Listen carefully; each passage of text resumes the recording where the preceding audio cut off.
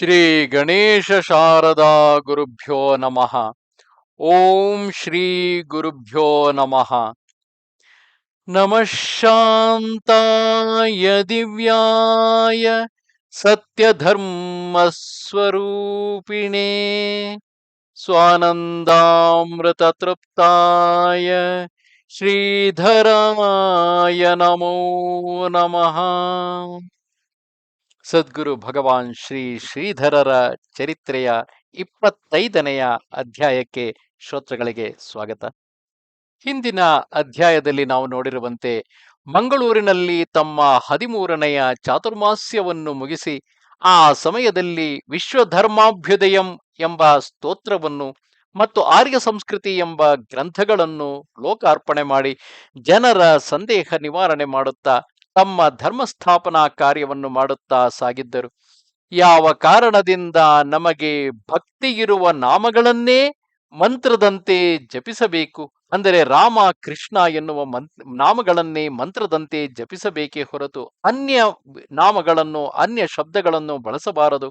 ಹಾಗೂ ನಡೆ ನುಡಿ ಆಚರಣೆಗಳಲ್ಲಿ ಶಾಸ್ತ್ರ ವಿಧಿಸಿದ ಮಾರ್ಗವನ್ನೇ ಏಕೆ ಅನುಸರಿಸಬೇಕು, ಇವುಗಳನ್ನು ತಾವೂ ಪಾಲಿಸಿ ಶಿಷ್ಯರಿಂದಲೂ ಕಟ್ಟುನಿಟ್ಟಾಗಿ ಪಾಲಿಸಲ್ಪಡುವಂತೆ ನೋಡಿಕೊಳ್ಳುತ್ತಿದ್ದರು. ಈ ನಡುವಿನಲ್ಲೇ ಶ್ರೀ ವರದಪುರ ಕ್ಷೇತ್ರದ ಅಭಿವೃದ್ಧಿಗೂ ಗಮನ ಹರಿಸಿದ್ದ ಶ್ರೀ ಗುರುಗಳು ಅಲ್ಲಿ ಭದ್ರಪಾದ ಧ್ವಜಸ್ತಂಭವನ್ನು ನೆಲೆಗೊಳಿಸಿದರು. ಮುಂದೆ ವರದಪುರದಲ್ಲಿಯೇ ತಮ್ಮ 14ನೆಯ ಚಾತುರ್ಮಾಸ್ಯವನ್ನು ಕೈಗೊಂಡರು. ಮುಂದೆ ಸುತ್ತಮುತ್ತಲಿನ ಜನರನ್ನು ಆಶೀರ್ವದಿಸುತ್ತಾ ಶ್ರೀಗಳು ಇಂದೂರು, ಉಜ್ಜಯಿನಿ, ಓಂಕಾರೇಶ್ವರ ಕ್ಷೇತ್ರಗಳನ್ನು ಸಂದರ್ಶಿಸಿ ಕಾಶಿ ಕ್ಷೇತ್ರಕ್ಕೆ ಆಗಮಿಸಿದರು. ಆ ಸಮಯದಲ್ಲೇ ಗಯಾ ಕ್ಷೇತ್ರವನ್ನು ಸಂದರ್ಶಿಸಿ ನಂತರ ತಮ್ಮ 15ನೆಯ ಚಾತುರ್ಮಾಸ್ಯವನ್ನು ಕಾಶಿಯಲ್ಲಿ ಕೈಗೊಂಡು ಏಕಾಂತವನ್ನು ಹೊಂದಿದರು. ಈ ಸಮಯದಲ್ಲಿ ಗುರುಗಳು ತಾವೇ ದಯಪಾಲಿಸಿದ ನಮಃಶಾಂತಾಯ ಮಂತ್ರದ ಪ್ರಯೋಗವನ್ನು ತಮ್ಮ ಮೇಲೆ ಮಾಡಿ ತೋರಿಸಿ ಅದರ ದಿವ್ಯ ಗುಣವನ್ನು ಪ್ರಕಟಿಸಿದರು. ತಮ್ಮ ಮಹಿಮೆಯನ್ನು ಹಲವು ರೀತಿಯಲ್ಲಿ ತೋರಿಸಿದ ಗುರುಗಳು ನಂತರ ಪ್ರಯಾಗ, ಚಿತ್ರಕೂಟಗಳಿಗೆ ಭೇಟಿ ಕೊಟ್ಟು ಲೋಣಾವಳದಲ್ಲಿ ಕೆಲವು ಕಾಲ ತಂಗಿದ್ದಾಗ ಎಲ್ಲ ಗುರುಗಳು ಮೂಲತಃ ಒಂದೇ ಎಂಬ ಮಹಿಮೆಯನ್ನು ತೋರಿಸಿದರು. ಮುಂದೆ ಮುಂಬಯಿಗೆ ಭೇಟಿ ಕೊಟ್ಟು ದಾಸನವಮಿ ಉತ್ಸವದ ವೇಳೆಗೆ ಸಜ್ಜನಗಡಕ್ಕೆ ಆಗಮಿಸಿದರು. ಮುಂದೆ ಶ್ರೀ ಸಮರ್ಥರ ಜನ್ಮಭೂಮಿಯಾದ ಜಾಂಬಾ ಎಂಬ ಹಳ್ಳಿಗೆ ಭೇಟಿ ನೀಡಿ ಅಲ್ಲಿಯೇ ರಾಮನವಮಿ, ಹನುಮತ್ ಜಯಂತಿ ಉತ್ಸವ ನಡೆಸಿದರು. ವರದಪುರಕ್ಕೆ ಆಗಮಿಸಿ ಶ್ರೀಧರ ಸಾಂಗವೇದ ವಿದ್ಯಾಲಯದ ವಾರ್ಷಿಕೋತ್ಸವವನ್ನು ನೆರವೇರಿಸಿ ಮದ್ರಾಸಿನ ಮುಖಾಂತರ ಶ್ರೀಕ್ಷೇತ್ರ ರಾಮೇಶ್ವರಕ್ಕೆ ಆಗಮಿಸಿ ಶುಚೀಂದ್ರಂ ಮಾರ್ಗವಾಗಿ ಕನ್ಯಾಕುಮಾರಿಗೆ ತೆರಳಿದರು.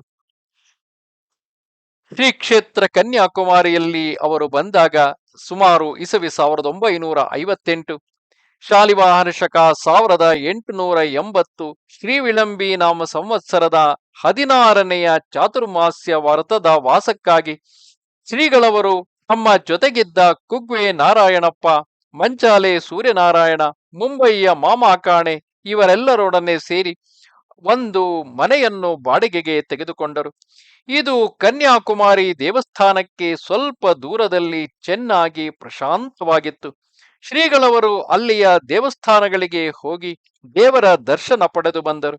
ಆಮೇಲೆ ಪದ್ಧತಿಯಂತೆ ಶ್ರೀಗಳವರು ವ್ಯಾಸಪೂಜೆಯನ್ನು ಮಾಡಿ ಭಿಕ್ಷೆಯನ್ನು ಸ್ವೀಕರಿಸಿ ಎಲ್ಲರಿಗೂ ಮಂತ್ರಾಕ್ಷತೆಯನ್ನು ನೀಡಿ ಏಕಾಂತ ಮೌನ ವ್ರತಸ್ಥರಾದರು. ಈ ತನಕ ಶ್ರೀಗಳವರ ಚಾತುರ್ಮಾಸ್ಯ ಸೇವೆ ತನಗೆ ಸಿಗದಿದ್ದುದರಿಂದ ಈಗಲಾದರೂ ದಯಪಾಲಿಸಬೇಕೆಂದು ಸಿದ್ದಾಪುರ ಸಿಂಗಳಿ ಮನೆ ನಾರಾಯಣನು ಹಠ ಹಿಡಿದಿದ್ದರಿಂದ ಶ್ರೀಗಳವರು ಆಗಲೆಂದು ಅವನನ್ನು ಜೊತೆಗೆ ಇಟ್ಟುಕೊಂಡರು. ಈ ವರ್ಷ ಅಧಿಕ ಮಾಸವು ಬಂದು ಹೀಗೆ 5 ತಿಂಗಳಿನ ಚಾತುರ್ಮಾಸ್ಯವು ನಿರ್ವಿಘ್ನವಾಗಿ ಪೂರೈಸಿತು.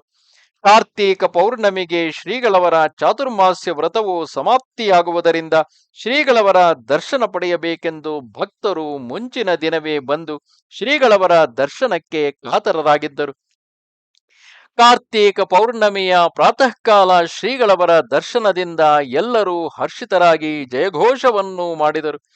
ಅಷ್ಟರಲ್ಲಿ ಓರ್ವ ಗೃಹಸ್ಥನು ರೇಷ್ಮೆ ಮಡಿಯನ್ನುಟ್ಟು ಫಲತಾಂಬೂಲಾದಿಗಳನ್ನು ಹಿಡಿದು ವಿನೀತ ಭಾವದಿಂದ ಬರುತ್ತಿರುವುದು ಗೋಚರಿಸಿತು. ಅವರು ಕನ್ಯಾಕುಮಾರಿ ದೇವಸ್ಥಾನದ ಮುಖ್ಯ ಆಡಳಿತಗಾರರಾಗಿದ್ದರು. ಅವರು ಶ್ರೀಗಳವರನ್ನು ದೇವಸ್ಥಾನಕ್ಕೆ ಬಂದು ಪುನೀತಗೊಳಿಸಬೇಕೆಂದು ಪ್ರಾರ್ಥಿಸಿದರು. ಆಗಲೆಂದು ಶ್ರೀಗಳವರು ಸಮ್ಮತಿಗಿತ್ತು. ಸಾಗರದಿಂದ ಬಂದಿದ್ದ ಭಕ್ತರಾದ ಅಂಬಾರಗೋಡ್ಲು ಮತ್ತು ಸಾಲೆಕೊಪ್ಪದ ರಾಮ ಭಟ್ಟ ದ್ವಯರಿಗೆ, ನೀವು ದೇವಸ್ಥಾನಕ್ಕೆ ಹೋಗಿ ಶ್ರೀ ಸೂಕ್ತ, ದುರ್ಗಾ ಸೂಕ್ತಾದಿ ಪಾಠಗಳನ್ನು ಮಾಡುತ್ತೀರಿ, ಅಷ್ಟರಲ್ಲಿ ನಾನು ಬರುವೆನೆಂದು ಹೇಳಿದರು. ಶ್ರೀಗಳವರು ನಿತ್ಯ ನಿಯಮಗಳನ್ನು ಪೂರೈಸುವಷ್ಟರಲ್ಲಿ ಆ ಆಡಳಿತಗಾರರು ವಾದ್ಯಾದಿಗಳನ್ನು ತಂದು ಶ್ರೀಗಳವರನ್ನು ವೇದ ಹಾಗೂ ವಾದ್ಯಘೋಷಗಳಿಂದ ಭವ್ಯವಾಗಿ ಅಲಂಕರಿಸಲ್ಪಟ್ಟ ಕನ್ಯಾಕುಮಾರಿ ದೇವಸ್ಥಾನಕ್ಕೆ ಕರೆದೊಯ್ದು ಪೂರ್ಣ ಕುಂಭದಿಂದ ಸ್ವಾಗತಿಸಿದರು. ಮುಖ್ಯಸ್ಥರು ಶ್ರೀಗಳವರನ್ನು ದೇವರ ಬಿಂಬದ ಸಮೀಪಕ್ಕೆ ಕರೆದೊಯ್ದು, ಸ್ವಾಮಿ, ಇಲ್ಲಿದ್ದ ದುಷ್ಟಶಕ್ತಿಗಳನ್ನು ನಾಶಗೊಳಿಸಿ ಪಾವನಗೊಳಿಸಬೇಕು ಎಂದು ಪ್ರಾರ್ಥಿಸುತ್ತಾ ಚಿನ್ನಾಭರಣದ ಕೊಠಡಿಯಲ್ಲಿ ಆಗುವ ಭೀತಿ ಇತ್ಯಾದಿಗಳನ್ನು ಬಣ್ಣಿಸಿ ಅದನ್ನು ಪರಿಹರಿಸಬೇಕೆಂದು ಭಿನ್ನವಿಸಿಕೊಂಡರು. ಆಗ ಶ್ರೀಗಳವರು, ತಮ್ಮ, ಎಲ್ಲವನ್ನೂ ಶುದ್ಧಗೊಳಿಸಬೇಕಾದರೆ ಕೆಲವು ದಿನಗಳಾದರೂ ಬೇಕು. ಆದರೆ ನನಗೆ ಈಗ ಅಷ್ಟು ಸಮಯವಿಲ್ಲ. ಆದರೂ ಈಗ ಆದಷ್ಟು ಮಾಡುತ್ತೇನೆಂದು ಹೇಳಿ ಅನೇಕ ಕೊಡ ತೀರ್ಥವನ್ನು ಬಿಟ್ಟು ಶುದ್ಧಗೊಳಿಸಿದರು. ಎಲ್ಲರಿಗೂ ತುಂಬಾ ಸಮಾಧಾನವಾಯಿತು. ಮುಖ್ಯಸ್ಥರು ದೇವಸ್ಥಾನದ ಚಿನ್ನಾಭರಣ ಇಡುವ ಕೋಣೆ ಮುಂತಾದ ಎಲ್ಲ ಸ್ಥಳಗಳನ್ನು ನಮ್ರತೆಯಿಂದ ಶ್ರೀಗಳವರಿಗೆ ತೋರಿಸಿದರು. ಆ ದಿನದ ಮಧ್ಯಾಹ್ನದ ಸಂಪೂರ್ಣ ಮಹಾಪೂಜೆಯನ್ನು ಶ್ರೀಗಳವರು ತಮ್ಮ ಖರ್ಚಿನಿಂದಲೇ ಮಾಡಿಸಿದರು. ಶ್ರೀಗಳವರು ತೀರ್ಥ ಬಿಟ್ಟು ದೇವಸ್ಥಾನದಲ್ಲಿದ್ದ ದುಷ್ಟ ಶಕ್ತಿಗಳನ್ನು ನಾಶಗೊಳಿಸಿದುದು ಊರಿನಲ್ಲಿಯ ಕೆಲವು ಮಂತ್ರತಂತ್ರವಾದಿಗಳಿಗೆ ತಿಳಿಯಿತು. ಅಲ್ಲದೆ ಇವರ ಪೈಕಿ ಒಬ್ಬನು ಶ್ರೀಗಳವರು ತೀರ್ಥ ಬಿಡುತ್ತಿದ್ದ ಕಾರ್ಯಕ್ರಮಗಳನ್ನು ಕಣ್ಣಾರೆಯೂ ಕಂಡಿದ್ದನು. ಇವನು ಹೋಗಿ ಇವರ ಮುಖ್ಯಸ್ಥ ಮಂತ್ರವಾದಿಗೆ ವಿಷಯವನ್ನೆಲ್ಲ ತಿಳಿಸಿದನು. ಯಾವನೋ ಒಬ್ಬ ಸನ್ಯಾಸಿಯು ಬಂದು ತೀರ್ಥ ಬಿಟ್ಟು ಇಷ್ಟು ಸರಳವಾಗಿ ಕಾರ್ಯಕ್ರಮ ಮಾಡುವನೆಂದಾದರೆ ನಮ್ಮ ಈ ಮಾಂತ್ರಿಕ ತಾಂತ್ರಿಕಕ್ಕೇನು ಬೆಲೆ ಉಳಿದೀತು? ಹಾಗಾಗಿ ಒಂದು ಕೈ ನೋಡಿಯೇ ತೀರಬೇಕೆಂದು ಒಬ್ಬಿಬ್ಬರನ್ನು ಸಂಗಡ ಕೂಡಿಕೊಂಡು ಆ ಮಂತ್ರವಾದಿಯು ಶ್ರೀಗಳವರಲ್ಲಿಗೆ ಬಂದನು. ರಾಜಸ ತಾಮಸ ಉಪಾಸನೆಯಿಂದಲೂ ಅದಕ್ಕೆ ತಕ್ಕುದಾಗಿ ಕಪ್ಪು ದೇಹದ ಆಯಕಟ್ಟುಗಳು ಇದ್ದು ಕ್ರೋಧಾಹಂಕಾರಗಳಿಂದ ಕಣ್ಣು ಕೂಡ ಕೆಂಪಾಗಿದ್ದು ಸಾಧಾರಣ ಜನರಿಗೆ ಆತನನ್ನು ನೋಡಿದರೆ ಭೀತಿಯಾಗುವಂತಿತ್ತು. ಅವನನ್ನು ಕಂಡ ಕೂಡಲೇ ಶ್ರೀಗಳವರು ಮಂದಹಾಸವನ್ನು ಬೀರುತ್ತಾ, ನನ್ನ ಪರೀಕ್ಷೆಗಾಗಿ ಬಂದಿದ್ದೀಯಲ್ಲ, ಕುಳಿತುಕೋ ಎಂದು ನುಡಿದರು. ಹಬ್ಬಬ್ಬಾ, ನಾನು ಬಂದ ವಿಚಾರ ಇವರಿಗೆ ಹೇಗೆ ಗೊತ್ತಾಯಿತು? ಇರಲಿ, ಏನೋ ನನ್ನಂತೆಯೇ ಸಿದ್ಧಿ ಇರಬಹುದು. ಈ ಸಿದ್ಧಿಗೆಲ್ಲ ಈ ಹೊತ್ತು ಕೊನೆ ಕಾಣಿಸುತ್ತೇನೆ ಎಂದು ಮನಸ್ಸಿನಲ್ಲಿಯೇ ಅಂದುಕೊಂಡು ಸುಮ್ಮನಾದನು. ಶ್ರೀಗಳವರು ತಮ್ಮ ಪ್ರಸನ್ನ ಮುಖದಿಂದಲೇ, ತಮ್ಮ, ನೋಡು, ನನಗೆ ಹೆಚ್ಚು ಸಮಯವಿಲ್ಲ, ಬಹಳ ಕಾರ್ಯಕ್ರಮಗಳಿವೆ. ಎಲ್ಲರಂತೆ ನೀನು ದರ್ಶನಕ್ಕೆ ಬಂದ ಮೇಲೆ ನಿನಗೂ ಸ್ವಲ್ಪ ಸಮಯ ಕೊಡಬೇಕಾದುದು ಕರ್ತವ್ಯ. ನಾನು ಆಸನದಲ್ಲಿ ಧ್ಯಾನಸ್ಥನಾಗಿ ಅರ್ಧ ಗಂಟೆ ಕುಳಿತಿರುತ್ತೇನೆ. ನೀನು ನಿನ್ನ ಎಲ್ಲಾ ಸಾಮರ್ಥ್ಯವನ್ನು ಉಪಯೋಗಿಸಿ ಎಲ್ಲಾ ಪ್ರಯೋಗವನ್ನು ಮಾಡಬಹುದು. ಅರ್ಧ ಗಂಟೆಯೊಳಗೆ ನಿನ್ನದೆಲ್ಲವೂ ಪೂರೈಸಬೇಕು ಎಂದು ಹೇಳಿ ತಮ್ಮ ಆಸನದಲ್ಲಿ ಧ್ಯಾನಸ್ಥರಾಗಿ ಕುಳಿತರು. ಶ್ರೀಗಳವರ ಎದುರಿಗೆ ಸ್ವಲ್ಪ ದೂರದಲ್ಲಿ ಕುಳಿತುಕೊಂಡು ಏನೇನೋ ಮಂತ್ರ ಹೇಳುತ್ತಾ ಭಸ್ಮ ಕುಂಕುಮಾದಿ ಏನೇನೋ ದ್ರವ್ಯಗಳಿಂದ ತಾಂತ್ರಿಕತೆ ಮಾಡಲು ಪ್ರಾರಂಭಿಸಿದ್ದನು. ಪ್ರತಿಯೊಂದು ನಿಸ್ತೇಜವಾಗಿ ನಾಶವಾಗುತ್ತಿದ್ದುದನ್ನು ಕಂಡು ಬೆರಗಾದನು. ಮಾತ್ರವಲ್ಲದೆ ಭಯವೂ ಆವರಿಸತೊಡಗಿತು. ಆದರೂ ತಾಮಸ ಅಹಂಕಾರ ಸುಮ್ಮನಿರಲು ಬಿಡಲಿಲ್ಲ. ಮತ್ತು ಏನೇನೋ ಪ್ರಯೋಗಿಸತೊಡಗಿದನು. ಶ್ರೀಗಳವರು ಮಾತ್ರ ಅಲುಗಾಡಲೂ ಇಲ್ಲ. ಹೇಗೆ ಆನಂದವಾಗಿ ಕುಳಿತಿದ್ದರೋ ಹಾಗೆಯೇ ಇದ್ದರು. ಮಂತ್ರವಾದಿಯ ಎಲ್ಲಾ ಪ್ರಯತ್ನವೂ ಮುಗಿದು ಹೋಯಿತು. ಇನ್ನೇನಾಗುವುದೋ ಎಂದು ಗಾಬರಿಗೊಳಗಾದನು. ಎದ್ದು ಶ್ರೀಗಳವರ ಪಾದ ಹಿಡಿಯೋಣವೆಂದು ಮುಂದೆ ಬರಲನುವಾದಾಗ ಶ್ರೀಗಳವರು ದೂರದಿಂದಲೇ ನಮಸ್ಕರಿಸುವಂತೆ ಸೂಚಿಸಿದರು. ನನ್ನದು ತಪ್ಪಾಯಿತು. ನಿಮ್ಮ ದೈವೀ ಸಾಮರ್ಥ್ಯದ ಮುಂದೆ ಉಳಿದುದೆಲ್ಲವೂ ವ್ಯರ್ಥ ಎಂದು ನುಡಿದು ಇನ್ನೇನು ಹೇಳದೆ ಹಾಗೆಯೇ ಸುಮ್ಮನೆ ಅಲ್ಲಿಂದ ಹೊರಟು ಹೋದನು. ದೇವಸ್ಥಾನದಿಂದ ಶ್ರೀಗಳವರು ಹಿಂತಿರುಗುವಷ್ಟರಲ್ಲಿ ಮದ್ರಾಸಿನ ಪಂತಲು ಎಂಬ ಶ್ರೀಗಳವರ ಭಕ್ತರೊಬ್ಬರು ಬಂದು, ನಾನು ಹಿಂದೆಯೇ ತಮಗೆ ತಿಳಿಸಿದಂತೆ ಮದ್ರಾಸಿಗೆ ತಮ್ಮನ್ನು ಕರೆದೊಯ್ಯಲು ಬಂದಿರುತ್ತೇನೆ. ವಿಮಾನದ ಟಿಕೆಟ್ ಅನ್ನು ಕಾದಿರಿಸಿ ತಂದಿರುತ್ತೇನೆ ಎಂದು ಭಿನ್ನವಿಸಿದರು. ಆಗ ಶ್ರೀಗಳು, ತಮ್ಮ, ನಾನು ಬರುವುದೆಂದು ಮಾಡಿದ್ದೆ, ಆದರೆ ಈ ಎದುರಿನ ಸಮುದ್ರ ಮಧ್ಯದ ಬಂಡೆಯಲ್ಲಿ, ಅಂದರೆ ಯಾವುದನ್ನು ನಾವು ಇಂದು ವಿವೇಕಾನಂದ ಶಿಲೆ ಎಂದು ಕರೆಯುತ್ತೇವೆಯೋ ಆ ಸಮುದ್ರದ ಮಧ್ಯದ ಬಂಡೆಯಲ್ಲಿ 3 ದಿನ ಉಳಿಯಬೇಕೆಂದಾಗಿದೆ. ಆದುದರಿಂದ 3 ದಿನಗಳ ಬಳಿಕ ನಾನು ಖಂಡಿತ ಮದ್ರಾಸಿಗೆ ಬರುವೆನು. ನೀನು ಹೋಗಿ ಎಲ್ಲರಿಗೂ ತಿಳಿಸು ಎಂದು ಹೇಳಿ ಆಶೀರ್ವದಿಸಿ ಕಳುಹಿಸಿದರು. ಅನಂತರ ಭಿಕ್ಷಾದಿಗಳನ್ನು ತೀರಿಸಿ ಸಾಯಂಕಾಲ 3-4 ಗಂಟೆಗೆ ಆ ಶಿಲಾರೂಪಿ ಗುಡ್ಡಕ್ಕೆ ತೆರಳಲು ಅನುವಾದರು. ಆಗ ಸಮೀಪದಲ್ಲಿದ್ದ ಕುಗ್ವೆ ನಾರಾಯಣಪ್ಪನವರು, ಗುರುಗಳೇ, ತಾವೊಬ್ಬರೇ ಅಲ್ಲಿ 3 ದಿನ ಉಳಿಯುವುದು ಸರಿಯಲ್ಲ. ಭಿಕ್ಷೆ ಉಪಹಾರಾದಿಗಳಿಗೆ ವ್ಯವಸ್ಥೆಗಾಗಿ ನಮ್ಮ ಪೈಕಿ ಯಾರನ್ನಾದರೂ ಇಟ್ಟುಕೊಳ್ಳಿ ಎಂದು ಪ್ರಾರ್ಥಿಸಲು ಶ್ರೀಗಳವರು ಒಪ್ಪಲಿಲ್ಲ. ಎಳನೀರನ್ನಾದರೂ ಒದಗಿಸುತ್ತೇವೆ ಎಂದು ಪುನಃ ಪ್ರಾರ್ಥಿಸಿದಾಗ ಶ್ರೀಗಳವರು, ಮಕ್ಕಳಿರ, ನನ್ನ ಸ್ವರೂಪವನ್ನು ನೀವಿನ್ನೂ ತಿಳಿಯಲಿಲ್ಲ. ನಾನು ನನ್ನ ಸ್ವರೂಪದಲ್ಲಿ ಉಳಿದು ಬಿಟ್ಟರೆ ಆಗ ಏನು ತಾನೇ ಬೇಕಾಗುವುದು ಎಂದು ವಿವರಿಸಿ ಹೇಳಿ ಶ್ರೀಗಳವರು ಅಲ್ಲಿಗೆ ತೆರಳಿದರು. ಜೊತೆಗೆ ಕೆಲವರು ಹೋದರೂ ಅನಂತರ ಕೂಡಲೇ ಅವರನ್ನೆಲ್ಲ ಹಿಂತಿರುಗಿಸಿ ಕಳುಹಿಸಿಕೊಟ್ಟು ತಾವೊಬ್ಬರೇ ಅಲ್ಲಿ ಉಳಿದರು. ಸಮುದ್ರದಲ್ಲಿ ದೊಡ್ಡ ದೊಡ್ಡ ತೆರೆಗಳು ಏಳುತ್ತಿದ್ದುದರಿಂದ ಅಲ್ಲಿ ದೋಣಿಯ ಬಳಕೆ ಇರುತ್ತಿರಲಿಲ್ಲ. ಒಂದು ರೀತಿಯ ತೆಪ್ಪವನ್ನು ಬಳಸುತ್ತಿದ್ದರು. ಸ್ವಲ್ಪ ಬೆಂಡು ಸ್ವಭಾವದ ಜಾತಿಯ ಮರಗಳ ದಪ್ಪನಾದ 3-4 ತೊಲೆಗಳನ್ನು ಕಬ್ಬಿಣದ ಸಲಾಕೆಯಿಂದ ತೆಪ್ಪದಂತೆ ಜೋಡಿಸಿದ್ದಾಗಿರುತ್ತಿತ್ತು. ಇದರಲ್ಲಿ ಕುಳಿತರೆ ತೊಲೆಗಳ ಸಂದಿಯಲ್ಲಿ ಸ್ವಲ್ಪ ಸ್ವಲ್ಪ ನೀರು ಒಳಗೆ ಬರುತ್ತಿತ್ತು. ಕಾಲುಗಳು ಒದ್ದೆಯಾಗುತ್ತಿದ್ದವು. ಆದರೆ ಅದು ಮುಳುಗುವ ಹಾಗೂ ಮಗುಚುವ ಅಪಾಯ ಇರಲಿಲ್ಲ. ಒಂದು ತೆಪ್ಪದಲ್ಲಿ 8-10 ಜನರು ಧಾರಾಳವಾಗಿ ಪ್ರಯಾಣಿಸಬಹುದಾಗಿತ್ತು. ಶ್ರೀಗಳವರು ಆ ಬಂಡೆಗೆ ಹೋದುದು ಈ ರೀತಿಯ ತೆಪ್ಪದಲ್ಲಿಯೇ ಆಗಿತ್ತು. 3ನೆಯ ದಿನ ಪರಿವಾರದವರೆಲ್ಲರೂ ತೆಪ್ಪ ಮಾಡಿಸಿಕೊಂಡು ಹೋಗಿ ಶ್ರೀಗಳವರನ್ನು ತೆಪ್ಪದಲ್ಲಿ ಕುಳ್ಳಿರಿಸಿ ಕರೆದುಕೊಂಡು ಬಂದರು. ಈಗಿರುವಂತೆ ಆಗ ವಿವೇಕಾನಂದ ಸ್ಮಾರಕ ಮಂದಿರವೂ ಇರಲಿಲ್ಲ. ಆಗ ಅದು ಒಂದು ವಿಶಾಲವಾದ ಬಂಡೆಯ ಗುಡ್ಡವಾಗಿತ್ತೇ ಹೊರತು ಇನ್ನಾವುದೇ ಕಟ್ಟಡಾದಿಗಳು ಅಲ್ಲಿರಲಿಲ್ಲ. ಶ್ರೀ ವಿವೇಕಾನಂದರ ಪೂರ್ವದಲ್ಲಿ ಅಲ್ಲಿ ಶ್ರೀ ವಿದ್ಯಾರಣ್ಯರು ತಪಸ್ಸು ಮಾಡಿದ್ದರು. ಅದಕ್ಕಿಂತಲೂ ಮೊದಲು ಪರಾಶರ ಮಹರ್ಷಿಗಳು ಇಲ್ಲಿ ತಪವನ್ನು ಗೈದಿದ್ದರು. ಆದುದರಿಂದ ಇದಕ್ಕೆ ಪರಾಶರ ಶಿಲೆ ಎಂದು ಹೆಸರಿತ್ತು ಎಂಬುದಾಗಿ ಶ್ರೀಗಳವರಿಂದಲೇ ತಿಳಿದು ಬಂದಿರುವುದು. ಇವರ ಈ ತಪಸ್ಸಿನ ಸ್ಥಳವು ಇನ್ನೂ ಅಲ್ಲಿ ಅವರ ಮಹಾತ್ಮ್ಯವನ್ನು ಸಾರುತ್ತಾ ನೆಲೆಗೊಂಡಿದೆ.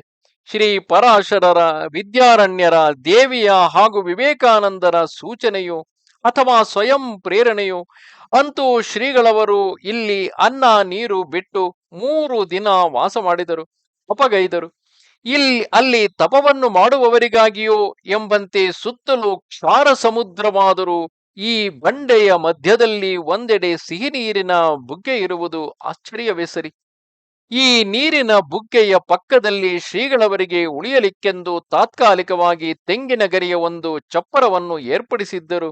ಶ್ರೀಗಳವರು ಅದರಲ್ಲಿ ವಾಸ ಮಾಡದೆ ಬರಿಯ ಬಂಡೆಯ ಮೇಲೆಯೇ ಇದ್ದರು. 3ನೆಯ ದಿನ ಭಕ್ತರೆಲ್ಲರೂ ಅಲ್ಲಿಗೆ ಹೋಗಿ ತಪಸ್ಸನ್ನು ಪೂರ್ಣಗೊಳಿಸಿ ಪ್ರಸನ್ನಚಿತ್ತರಾಗಿದ್ದ ಶ್ರೀಗಳವರನ್ನು ನೋಡಿ ಅತ್ಯಾನಂದಗೊಂಡರು. ಭಕ್ತರೆಲ್ಲರೂ ಇಲ್ಲಿ ಸೇರಿದ್ದುದರಿಂದ ಆ ಪರಾಶರ ಶಿಲೆಯ ಮೇಲೆ ಆಸೀನರಾದ ಶ್ರೀಗಳವರು ಆ ಸ್ಥಳದ ಇತಿಹಾಸ ಹಾಗೂ ಆಧ್ಯಾತ್ಮಿಕ ಪ್ರವಚನವನ್ನು ಸಂಕ್ಷಿಪ್ತವಾಗಿ ಮಾಡಿದರು. ಅನಂತರ ಎಲ್ಲರನ್ನೂ ಒಡಗೂಡಿ ಕನ್ಯಾಕುಮಾರಿಯ ತಮ್ಮ ಮುಕ್ಕಾಮಿಗೆ ಬಂದರು.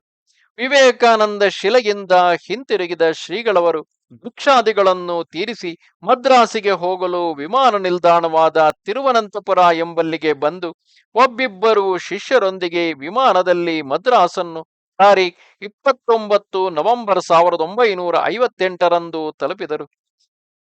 ಶ್ರೀಗಳವರನ್ನು ಸ್ವಾಗತಿಸಲು ಅನೇಕ ಭಕ್ತರು ವಿಮಾನ ನಿಲ್ದಾಣದಲ್ಲಿ ಕಾದಿದ್ದು, ವಿಮಾನವು ನಿಲ್ದಾಣದಲ್ಲಿ ಕೆಳಗಿಳಿಯುತ್ತಿದ್ದಂತೆಯೇ ಎಲ್ಲರೂ ಶ್ರೀಗಳವರ ಜಯಘೋಷವನ್ನು ಮಾಡಿದರು.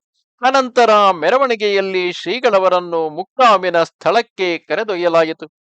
ಇಲ್ಲಿ ಶ್ರೀಗಳವರ ಮುಕ್ಕಾಮು ತಿರುವಲ್ಲಿಕ್ಕೇಣಿಯ ವಸಂತ ಬಂಗಲೆಯಲ್ಲಿ 9-10 ದಿವಸದವರೆಗೆ ಆಯಿತು.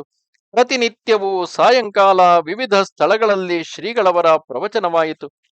Hindu theological high school Minerva tutorial college, doctor A Dinakar Rao memorial hall, Maharashtra Nivas, Mowbray's road, Shankaralaya, Chitrakula, Ramadevi hall, Tyagarajanagar, Gandhinagar school, Maharathi Samaj, doctor U Rama Rao memorial hall ಹೀಗೆ ಕ್ರಮವಾಗಿ ವಿವಿಧ ಸ್ಥಳಗಳಲ್ಲಿ ನಡೆಯುತ್ತಿದ್ದ ಪ್ರವಚನಗಳಿಗೆ ತುಂಬಾ ಜನರು ಸೇರುತ್ತಿದ್ದರು. ಇಲ್ಲಿ ಶ್ರೀಗಳವರು ಎಲ್ಲರಿಗೂ ತಿಳಿಯಲೋಸುಗ ಕೆಲವು ಕಡೆ ಇಂಗ್ಲಿಷ್ ಭಾಷೆಯಲ್ಲಿಯೇ ಪ್ರವಚನ ಮಾಡಿದರು.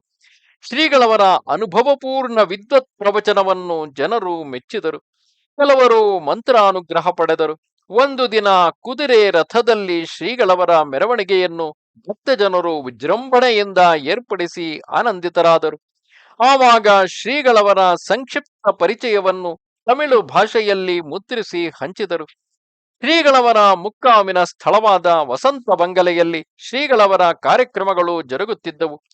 ಒಂದು ದಿನ ರಾತ್ರಿ ಕೀರ್ತನಕಾರ ಶ್ರೀ ಕೇಶವದಾಸರಿಂದ ಶ್ರೀ ಸಮರ್ಥ ರಾಮದಾಸ ಎಂಬ ವಿಷಯದ ಮೇಲೆ ಹರಿಕೀರ್ತನೆ ಸೇವೆ ನಡೆಯಿತು. ಶ್ರೀಗಳವರು ಅವರಿಗೆ ಫಲಮಂತ್ರಾಕ್ಷತೆ ನೀಡಿ ಆಶೀರ್ವದಿಸಿದರು. ಮುಂದೆ ಇವರು ಸುಪ್ರಸಿದ್ಧ ಕೀರ್ತನಕಾರರೆಂದು ಕೀರ್ತಿ ಗಳಿಸಿದರು. ಹೀಗೆಯೇ ಇನ್ನೊಂದು ದಿನ ಕನ್ನಯ್ಯ ಪಂತಲು ಎಂಬ ಭಕ್ತನಿಗೆ ದೇಹಸ್ವಾಸ್ಥ್ಯ ಚೆನ್ನಾಗಿಲ್ಲದಿದ್ದಾಗ ದಾಳಿಂಬದ ರಸವನ್ನು ಕುಡಿಸಿ ಬೆನ್ನಿನ ಮೇಲೆ ಕೈಸವರಿದಾಗ ಪ್ರಕೃತಿಯು ಒಮ್ಮೆಲೆ ಸುಧಾರಿಸಿ ಕೂಡಲೇ ಶ್ರೀಗಳವರ ಸನ್ನಿಧಿಯಲ್ಲಿ ಹರಿಕೀರ್ತನೆ ಮಾಡಿದರು. ಗುರುಭಕ್ತೆ ಸೌಭಾಗ್ಯವತಿ ರಾಧಾದೇ ಬಾಯಿಯವರು 5 ದಿವಸ ದಾಸಬೋಧ ಪಾರಾಯಣ ನಡೆಸಿದರು. ತಾರೀಖ್ 4 ಡಿಸೆಂಬರ್ 1958ರಂದು ಶ್ರೀ ಕಂಚಿ ಕಾಮಕೋಟಿ ಪೀಠಾಧಿಪತಿಗಳಾದ ಶಂಕರಾಚಾರ್ಯ ಶ್ರೀ ಚಂದ್ರಶೇಖರೇಂದ್ರ ಸರಸ್ವತಿ ಸ್ವಾಮಿಗಳವರು ಹಾಗೂ ಶ್ರೀಗಳವರ ಭೇಟಿಯು ತಾಂಬರಂ ಎಂಬಲ್ಲಿಯ ಒಂದು ಶಾಲೆಯಲ್ಲಿ ಜರುಗಿತು. ಇದೊಂದು ಇಬ್ಬರು ಮಹಾತ್ಮರ ಅಪೂರ್ವ ಹಾಗೂ ಅವಿಸ್ಮರಣೀಯ ಭೇಟಿಯಾಗಿತ್ತು. ಅಲ್ಲಿಯೂ ಶ್ರೀಗಳವರ ಚಿಕ್ಕ ಪ್ರವಚನವಾಯಿತು. ಆದರೆ ಅಲ್ಲಿ ನೆರೆದಿದ್ದ ಜನರು ಹೆಚ್ಚಾಗಿ ತಮಿಳು ಭಾಷೆಯವರಾದ್ದರಿಂದ ಶ್ರೀಗಳವರ ಪ್ರವಚನವು ಕೆಲವರಿಗೆ ಅರ್ಥವಾಗಲಿಲ್ಲ. ಶ್ರೀಗಳವರ ಪ್ರವಚನವಾದ ಮೇಲೆ ಪೀಠಾಧಿಪತಿಗಳಾದ ಸ್ವಾಮಿಗಳು ತಮಿಳು ಭಾಷೆಯಲ್ಲಿ ಶ್ರೀಗಳವರ ಪ್ರವಚನದ ಸಾರವನ್ನು ತಿಳಿಸಿದುದಲ್ಲದೆ ಶ್ರೀಗಳವರ ಮಹತ್ವದ ಪರಿಚಯವನ್ನು ಮಾಡಿಕೊಡುತ್ತಾ, ತಪಸ್ಸು ಸಾಧನೆ ಮಾಡಿದರೆ ಮಾನವನು ದೇವನಾಗಬಲ್ಲ, ನರನು ನಾರಾಯಣನಾಗಬಲ್ಲ ಎಂಬುದಕ್ಕೆ ಶ್ರೀಧರ ಸ್ವಾಮಿಗಳವರೇ ಸಾಕ್ಷಿ ಎಂದು ಉದ್ಧರಿಸಿದರು. ಇದನ್ನು ಕೇಳಿ ಜನರೆಲ್ಲರಿಗೂ ಶ್ರೀಗಳವರನ್ನು ಭಗವಂತನೆಂದೇ ಭಾವಿಸಿದರು. ಈ ಭೇಟಿಯ ಅನಂತರ ಈ ಪೀಠಾಧಿಪತಿ ಶ್ರೀ ಸ್ವಾಮಿಗಳವರಿಗೆ ಶ್ರೀಗಳವರಲ್ಲಿ ತುಂಬಾ ಪ್ರೀತ್ಯಾದರ ಉಂಟಾಯಿತೆಂಬುದು ಅವರ ಮುಂದಿನ ಅನೇಕ ಸಂದರ್ಭದಲ್ಲಿ ಕಂಡುಬಂದಿರುವುದು. ಹೀಗೆ ಒಂದು ದಿನ ಶ್ರೀಗಳವರ ಮುಕ್ಕಾಮಿಗೆ ಶ್ರೀರಾಮಕೃಷ್ಣ ಪರಮಹಂಸ ಮಠದ ಸನ್ಯಾಸಿಗಳೊಬ್ಬರು ದರ್ಶನಕ್ಕೆ ಬಂದು ತುಂಬಾ ಸಮಾಧಾನ ಹೊಂದಿ ತೆರಳಿದರು. ಮದ್ರಾಸಿನ ಎಲ್ಲಾ ಕಾರ್ಯಕ್ರಮಗಳು ಚೆನ್ನಾಗಿ ನಡೆದವು. ಬೆಂಗಳೂರಿನ ಅರುಣಾಚಲಂ ಎನ್ನುವ ಭಕ್ತರೊಬ್ಬರು ಶ್ರೀಗಳವರನ್ನು ಬೆಂಗಳೂರಿಗೆ ಕರೆದೊಯ್ಯಬೇಕೆಂದು ಕೆಲವು ಮಿತ್ರರ ಸಹಾಯದಿಂದ ಶ್ರೀರಾಮ ತಾರಕಯಾಗದ ಏರ್ಪಾಡನ್ನು ಮಾಡಿ ಪತ್ರಿಕೆಯನ್ನು ಮುದ್ರಿಸಿ ಶ್ರೀಗಳವರನ್ನು ಬೆಂಗಳೂರಿಗೆ ಬರಲು ಪ್ರಾರ್ಥಿಸಿದರು. ಆದುದರಿಂದ ಮದ್ರಾಸಿನಿಂದ ಶ್ರೀಗಳವರು ಬೆಂಗಳೂರಿಗೆ ಆಗಮಿಸಿದರು. ಬೆಂಗಳೂರಿನ ವಸಂತಪುರದಲ್ಲಿಯ ಪುರಾತನವಾದ ಶ್ರೀ ಭವಾನಿ ಶಂಕರ ಸ್ವಾಮಿ ಹಾಗೂ ಶ್ರೀವಲ್ಲಭರಾಯ ಸ್ವಾಮಿ ದೇವಸ್ಥಾನಗಳ ಮುಂದಿರುವ ಬಯಲಿನಲ್ಲಿ ಶ್ರೀರಾಮತಾರಕ ಯಾಗವನ್ನು ಶ್ರೀಗಳವರು ನಡೆಸಿಕೊಟ್ಟರು. ಉತ್ಸವದ ಅಂತ್ಯಭಾಗದಲ್ಲಿ ಕಂಡುಬಂದ ಸಾಮಗ್ರಿಗಳ ಕೊರತೆಯನ್ನು ರಾಮ್ಕುಮಾರ್ ಮಿಲ್ಸ್ನ ಮಾಲೀಕ ಶ್ರೀ ಯಾದಾಳಂ ಸುಬ್ಬಯ್ಯ ಶೆಟ್ಟರ ಪುತ್ರ ಶ್ರೀ ನಂಜಯ್ಯ ಶೆಟ್ಟರು ನೀಗಿಸಿದರು. ಶ್ರೀಗಳವರು ಕಡಿಮೆ ಬಿದ್ದ ಮೊಬಲಗನ್ನು ಒದಗಿಸಿದರು. ಕಾರ್ಯಕ್ರಮವು ಬಹಳ ವಿಜೃಂಭಣೆಯಿಂದ ನೆರವೇರಿತು. ಶ್ರೀಗಳವರ ಪ್ರವಚನವು ಆಗ ದಿನಂಪ್ರತಿ ನಡೆಯುತ್ತಿತ್ತು. ಅಲ್ಲಿ ಒಬ್ಬ ವಾಮಾಚಾರಿ ಮುದುಕನಿಗೆ ಕಣ್ಣು ಕಾಣುತ್ತಿರಲಿಲ್ಲ. ಅವನು ಶ್ರೀಗಳವರ ದರ್ಶನಕ್ಕೆ ಬಂದಾಗ ಕಣ್ಣು ಕಾಣದ ಕಾರಣವನ್ನು ಅವನಿಗೆ ತಿಳಿಯಪಡಿಸಿ ಅವನನ್ನು ಸನ್ಮಾರ್ಗಕ್ಕೆ ತಂದರು. ಈ ಕಾರ್ಯಕ್ರಮದ ಅವಧಿಯಲ್ಲಿ ತಂಗಲು ಶ್ರೀಗಳವರಿಗೆ ಹತ್ತಿರದ ಕಲ್ಯಾಣ ಮಂಟಪವೊಂದರಲ್ಲಿ ವ್ಯವಸ್ಥೆ ಮಾಡಲಾಗಿತ್ತು. ಆಗ ಶ್ರೀಗಳವರು ಇಲ್ಲೇ ಹತ್ತಿರದಲ್ಲಿ ಶಿವ ಸಾನ್ನಿಧ್ಯವಿರಬೇಕೆಂದು ಯೋಚಿಸಿ ನೋಡೋಣ ಎಂದು ಹೇಳುತ್ತಾ ಶ್ರೀ ಭವಾನಿ ಶಂಕರ ದೇವಾಲಯದ ಎದುರಿಗೆ ಕಟ್ಟಲಾಗಿದ್ದ ಅಡ್ಡ ತಡಿಕೆಯ ಗರಿಗಳನ್ನು ತಾವೇ ಸ್ವತಃ ಬಿಡಿಸಿ ದೇವಾಲಯವನ್ನು ಪ್ರವೇಶಿಸಿ, ನಾನು ಇಲ್ಲಿ ವಿಶ್ರಮಿಸಿದರೆ ಆಗದೆ ಎಂದು ದೇವಾಲಯದ ಅರ್ಚಕ ಶ್ರೀ ಶಿವಸ್ವಾಮಿಯವರನ್ನು ಕೇಳಿದಾಗ ಅವರು ಸಂತೋಷದಿಂದ ಸ್ವಾಗತಿಸಿದರು. ಆಗ ಗುರುಗಳು ಶಿವಸ್ವಾಮಿಯವರನ್ನು ಕುರಿತು, ನಿಮ್ಮಿಂದ ಪಾದಪೂಜೆ ಭಿಕ್ಷೆಯಾಗಲಿ ಎಂದರು. ಶಿವಸ್ವಾಮಿಯವರು ಆಗ ಸುಮ್ಮನೆ ಇದ್ದರು. ಏಕೆಂದರೆ ಆ ಸಮಯದಲ್ಲಿ ಶಿವಸ್ವಾಮಿಯವರ ಪತ್ನಿ ಸೌಭಾಗ್ಯವತಿ ಸರಸ್ವತಮ್ಮನವರು ಸುಮಾರು 8 ತಿಂಗಳಿಂದ ಕಾಯಿಲೆಯಿಂದ ನರಳುತ್ತಿದ್ದು, ಚಿಕಿತ್ಸೆಗಾಗಿ 3 ತಿಂಗಳು ಆಸ್ಪತ್ರೆಯಲ್ಲಿದ್ದು, ಅಲ್ಲಿ ಇರುವುದರಿಂದ ಇನ್ನೇನು ಉಪಯೋಗವಿಲ್ಲವೆಂದು ವೈದ್ಯರು ಹೇಳಿದ್ದರಿಂದ ಮನೆಗೆ ಬಂದು ಕೇವಲ 4 ದಿನಗಳಾಗಿತ್ತು. ಅವರು ಹಾಸಿಗೆ ಹಿಡಿದಿದ್ದು ಏಳುವ ಸ್ಥಿತಿಯಲ್ಲಿಯೂ ಇರಲಿಲ್ಲ. ಇದನ್ನೆಲ್ಲ ಶ್ರೀಗಳವರಲ್ಲಿ ನಂತರ ಅರಿಕೆ ಮಾಡಿದರು. ಆಗ ಶ್ರೀಗಳವರು ಬಟ್ಟಲಲ್ಲಿ ಸ್ವಲ್ಪ ಹರಳೆಣ್ಣೆ ತರಿಸಿ ಅದನ್ನು ತಾವು ದೃಷ್ಟಿಸಿ ಅದನ್ನು ಅವರ ಮೈಗೆ ಚೆನ್ನಾಗಿ ಲೇಪಿಸಿ ಸ್ನಾನ ಮಾಡಿಸಿರೆಂದು ತಿಳಿಸಿದರು.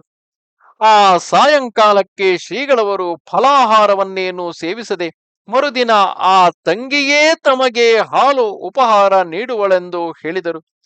ಮನೆಯವರಿಗೋ ಈಗಲೋ ಆಗಲೋ ಎಂಬಂತಿದ್ದ ಸರಸ್ವತಮ್ಮನವರಿಗೆ ಎಣ್ಣೆ ಲೇಪಿಸಿ ಸ್ನಾನ ಮಾಡಿಸುವುದು ಹೇಗೆ ಎಂಬ ಅಳುಕಾದರು.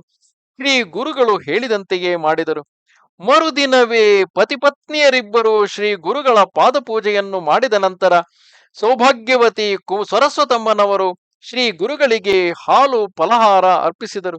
ಆಮೇಲೆ ಕ್ರಮೇಣ ಅವರು ಸಂಪೂರ್ಣ ಸುಧಾರಿಸಿಕೊಂಡು ಮಕ್ಕಳೊಂದಿಗೆ ಮುಂದೆ ಅನೇಕ ವರ್ಷ ಆರೋಗ್ಯದಿಂದಿದ್ದರು. ಈ ಸಮಾರಂಭದ ಒಂದು ದಿನ ಶ್ರೀ ಗುರುಗಳವರು ನಾವು ರಾಮೇಶ್ವರದ ಯಾತ್ರೆ ಪೂರೈಸಿ ಬರುವಾಗ ತಂದಿದ್ದ ಒಂದು ಮರಳು ಲಿಂಗವನ್ನು ಶ್ರೀ ಶಿವಸ್ವಾಮಿಯವರಿಗೆ ಕೊಟ್ಟು ಇದನ್ನು ಪೂಜಿಸಿ ಎಂದು ಅನುಗ್ರಹಿಸಿದ್ದರು.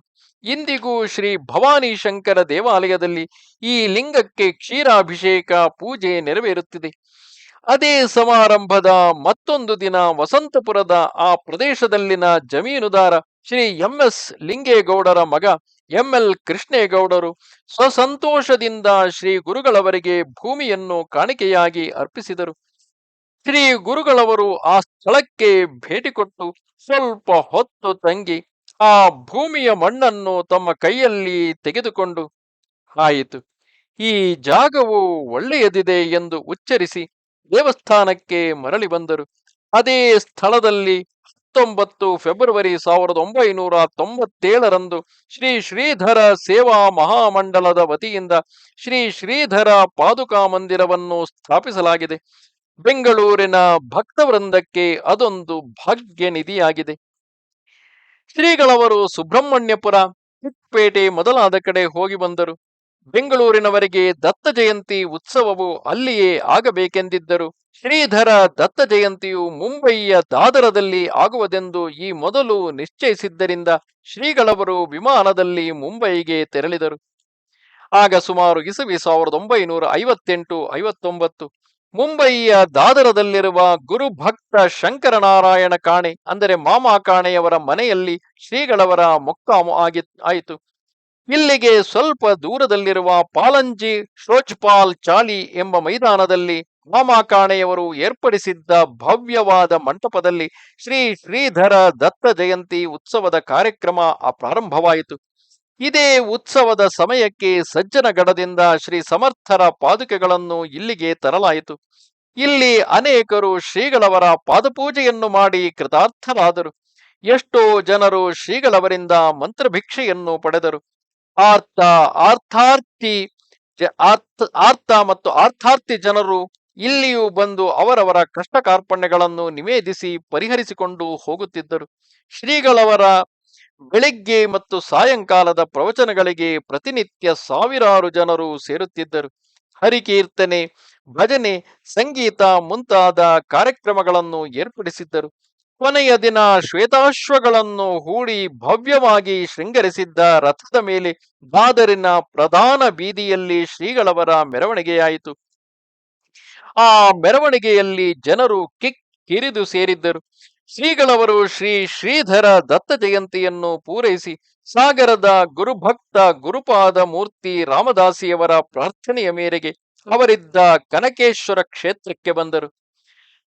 ಮಹಾರಾಷ್ಟ್ರ ರಾಜ್ಯದ ಕನಕೇಶ್ವರ ಕ್ಷೇತ್ರವೆಂಬುದು ಪಶ್ಚಿಮ ಸಮುದ್ರ ತೀರದಲ್ಲಿ ಕುಲಾಬಾ ಜಿಲ್ಲೆಯ ಆಲಿಭಾಗದ ಹತ್ತಿರ ಒಂದು ಎತ್ತರವಾದ ಗುಡ್ಡದ ಮೇಲಿರುವುದು. ಅಲ್ಲಿಗೆ ಹೋಗಲು ಸುಮಾರು 1,000 ಮೆಟ್ಟಿಲುಗಳನ್ನು ಏರಬೇಕಾಗುತ್ತದೆ.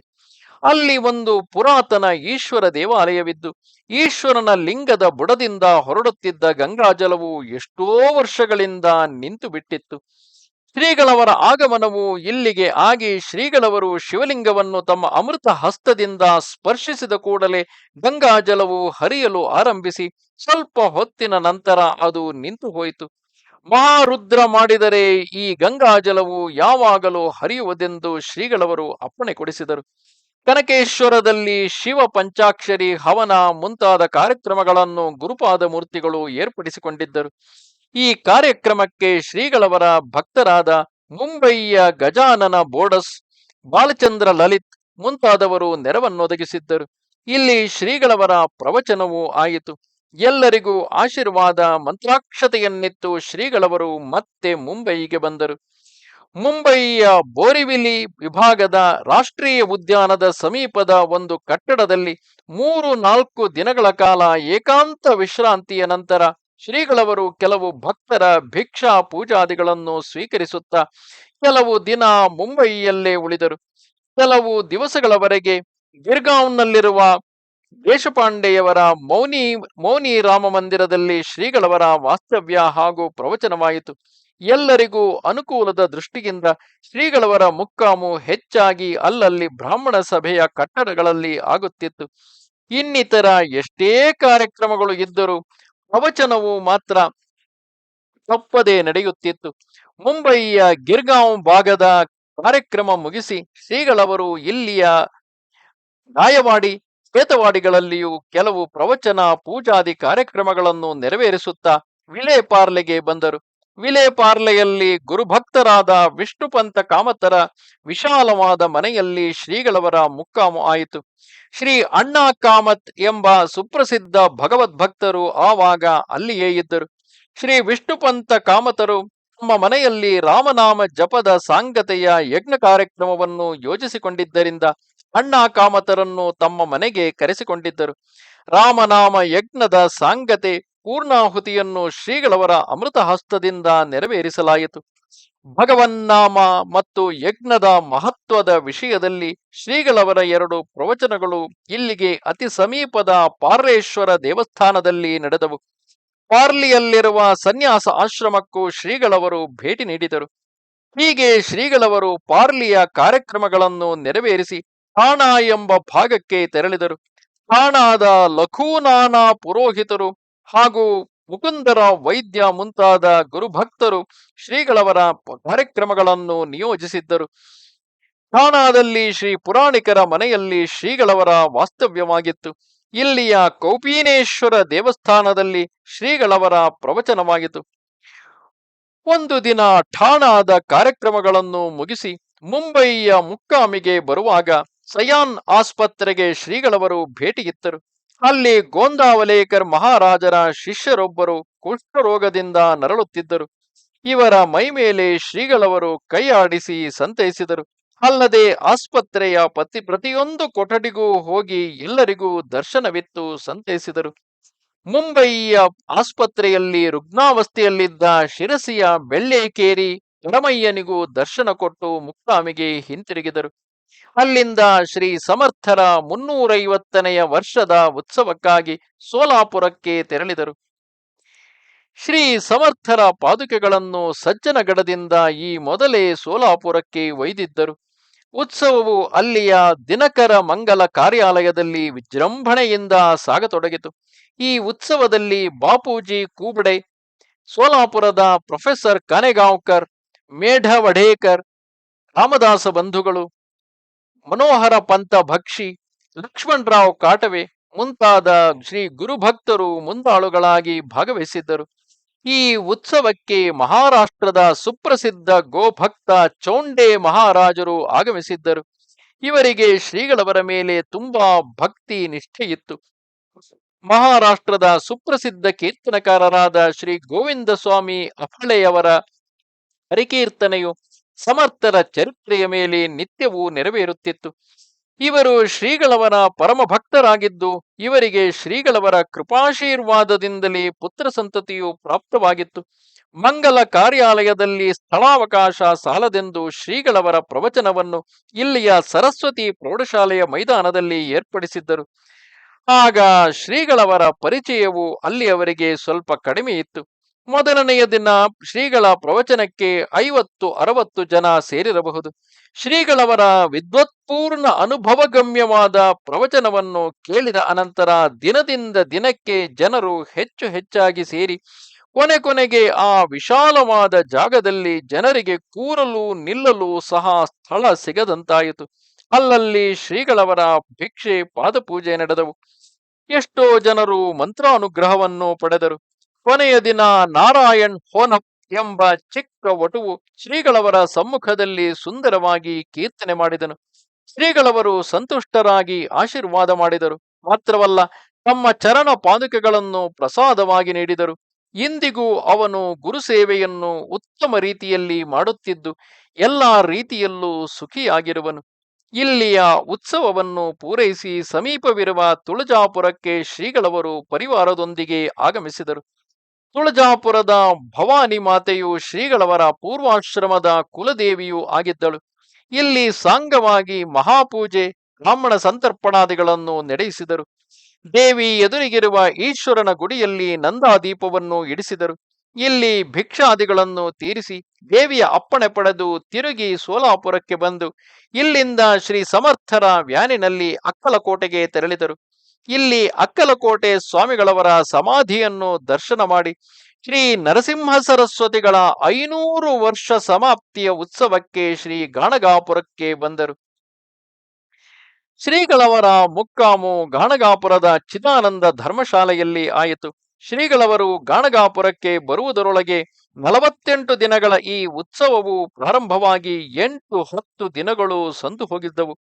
8 ದಿನಗಳ ಕಾಲ ಅವಧೂತ ಶಬ್ದದ ಮೇಲೆ ಶ್ರೀಗಳವರ ಪ್ರವಚನವಾಯಿತು. ಗಾಣಗಾಪುರದಲ್ಲಿ ಶ್ರೀಗಳವರ ವಾಸ್ತವ್ಯದಿಂದ ಸಾಕ್ಷಾತ್ ದತ್ತನೇ ಇಲ್ಲಿ ಬಂದಿರುವಂತೆ ಎಲ್ಲರಿಗೂ ಭಾಸವಾಗಿ ಆನಂದವಾಯಿತು.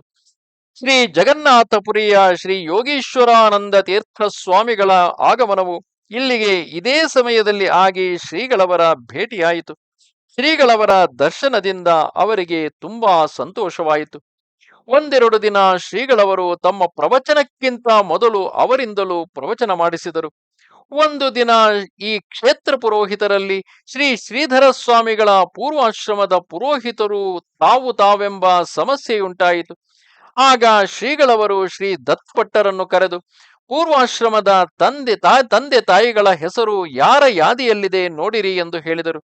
ಕೂಡಲೇ ದತ್ತಭಟ್ಟರು ಮನೆಗೆ ಹೋಗಿ ಯಾದಿಯನ್ನು ನೋಡಲು ನಾರಾಯಣರಾಯರ ಹಸ್ತಾಕ್ಷರವು ದೊರಕಿತು. ಕೂಡಲೇ ಶ್ರೀಗಳವರಿಗೆ ತಂದು ತೋರಿಸಲು ಎಲ್ಲರಿಗೂ ಆನಂದವಾಗಿ ಸಮಸ್ಯೆ ಬಗೆಹರಿಯಿತು.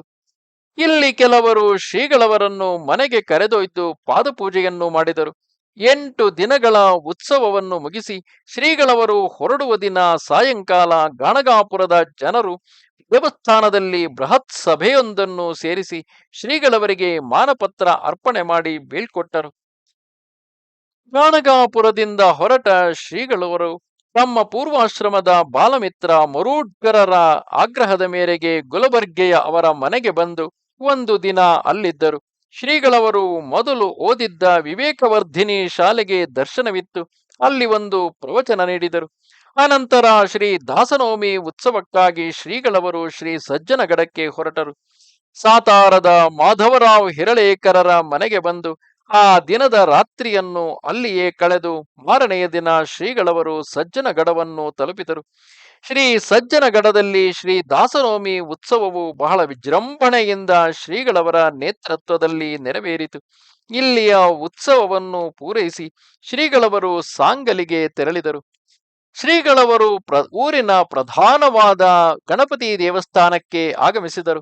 ಸಾಂಗಲಿಯ ರಾಜರಾದಂತಹ ಚಿಂತಾಮಣಿರಾವ್ ಪಟವರ್ಧನರು ಆನೆಯ ಮೇಲೆ ಶ್ರೀಗಳವರ ಮೆರವಣಿಗೆಯನ್ನು ಏರ್ಪಡಿಸಿದ್ದರು. ಗಣಪತಿ ದೇವಸ್ಥಾನದಲ್ಲಿ 2-3 ಪ್ರವಚನಗಳಾದವು. ಪ್ರವಚನದ ವಿಷಯ ಗಣೇಶ ಮಂಗಳಮೂರ್ತಿ ಎಂದಾಗಿತ್ತು. ಅಲ್ಲಿಯ ರಾಜರೂ ಕೂಡ ಒಂದು ದಿನ ಶ್ರೀಗಳವರ ಪಾದಪೂಜೆ ಮತ್ತು ಭಿಕ್ಷೆಯನ್ನು ವಿಜೃಂಭಣೆಯಿಂದ ಮಾಡಿಸಿದರು.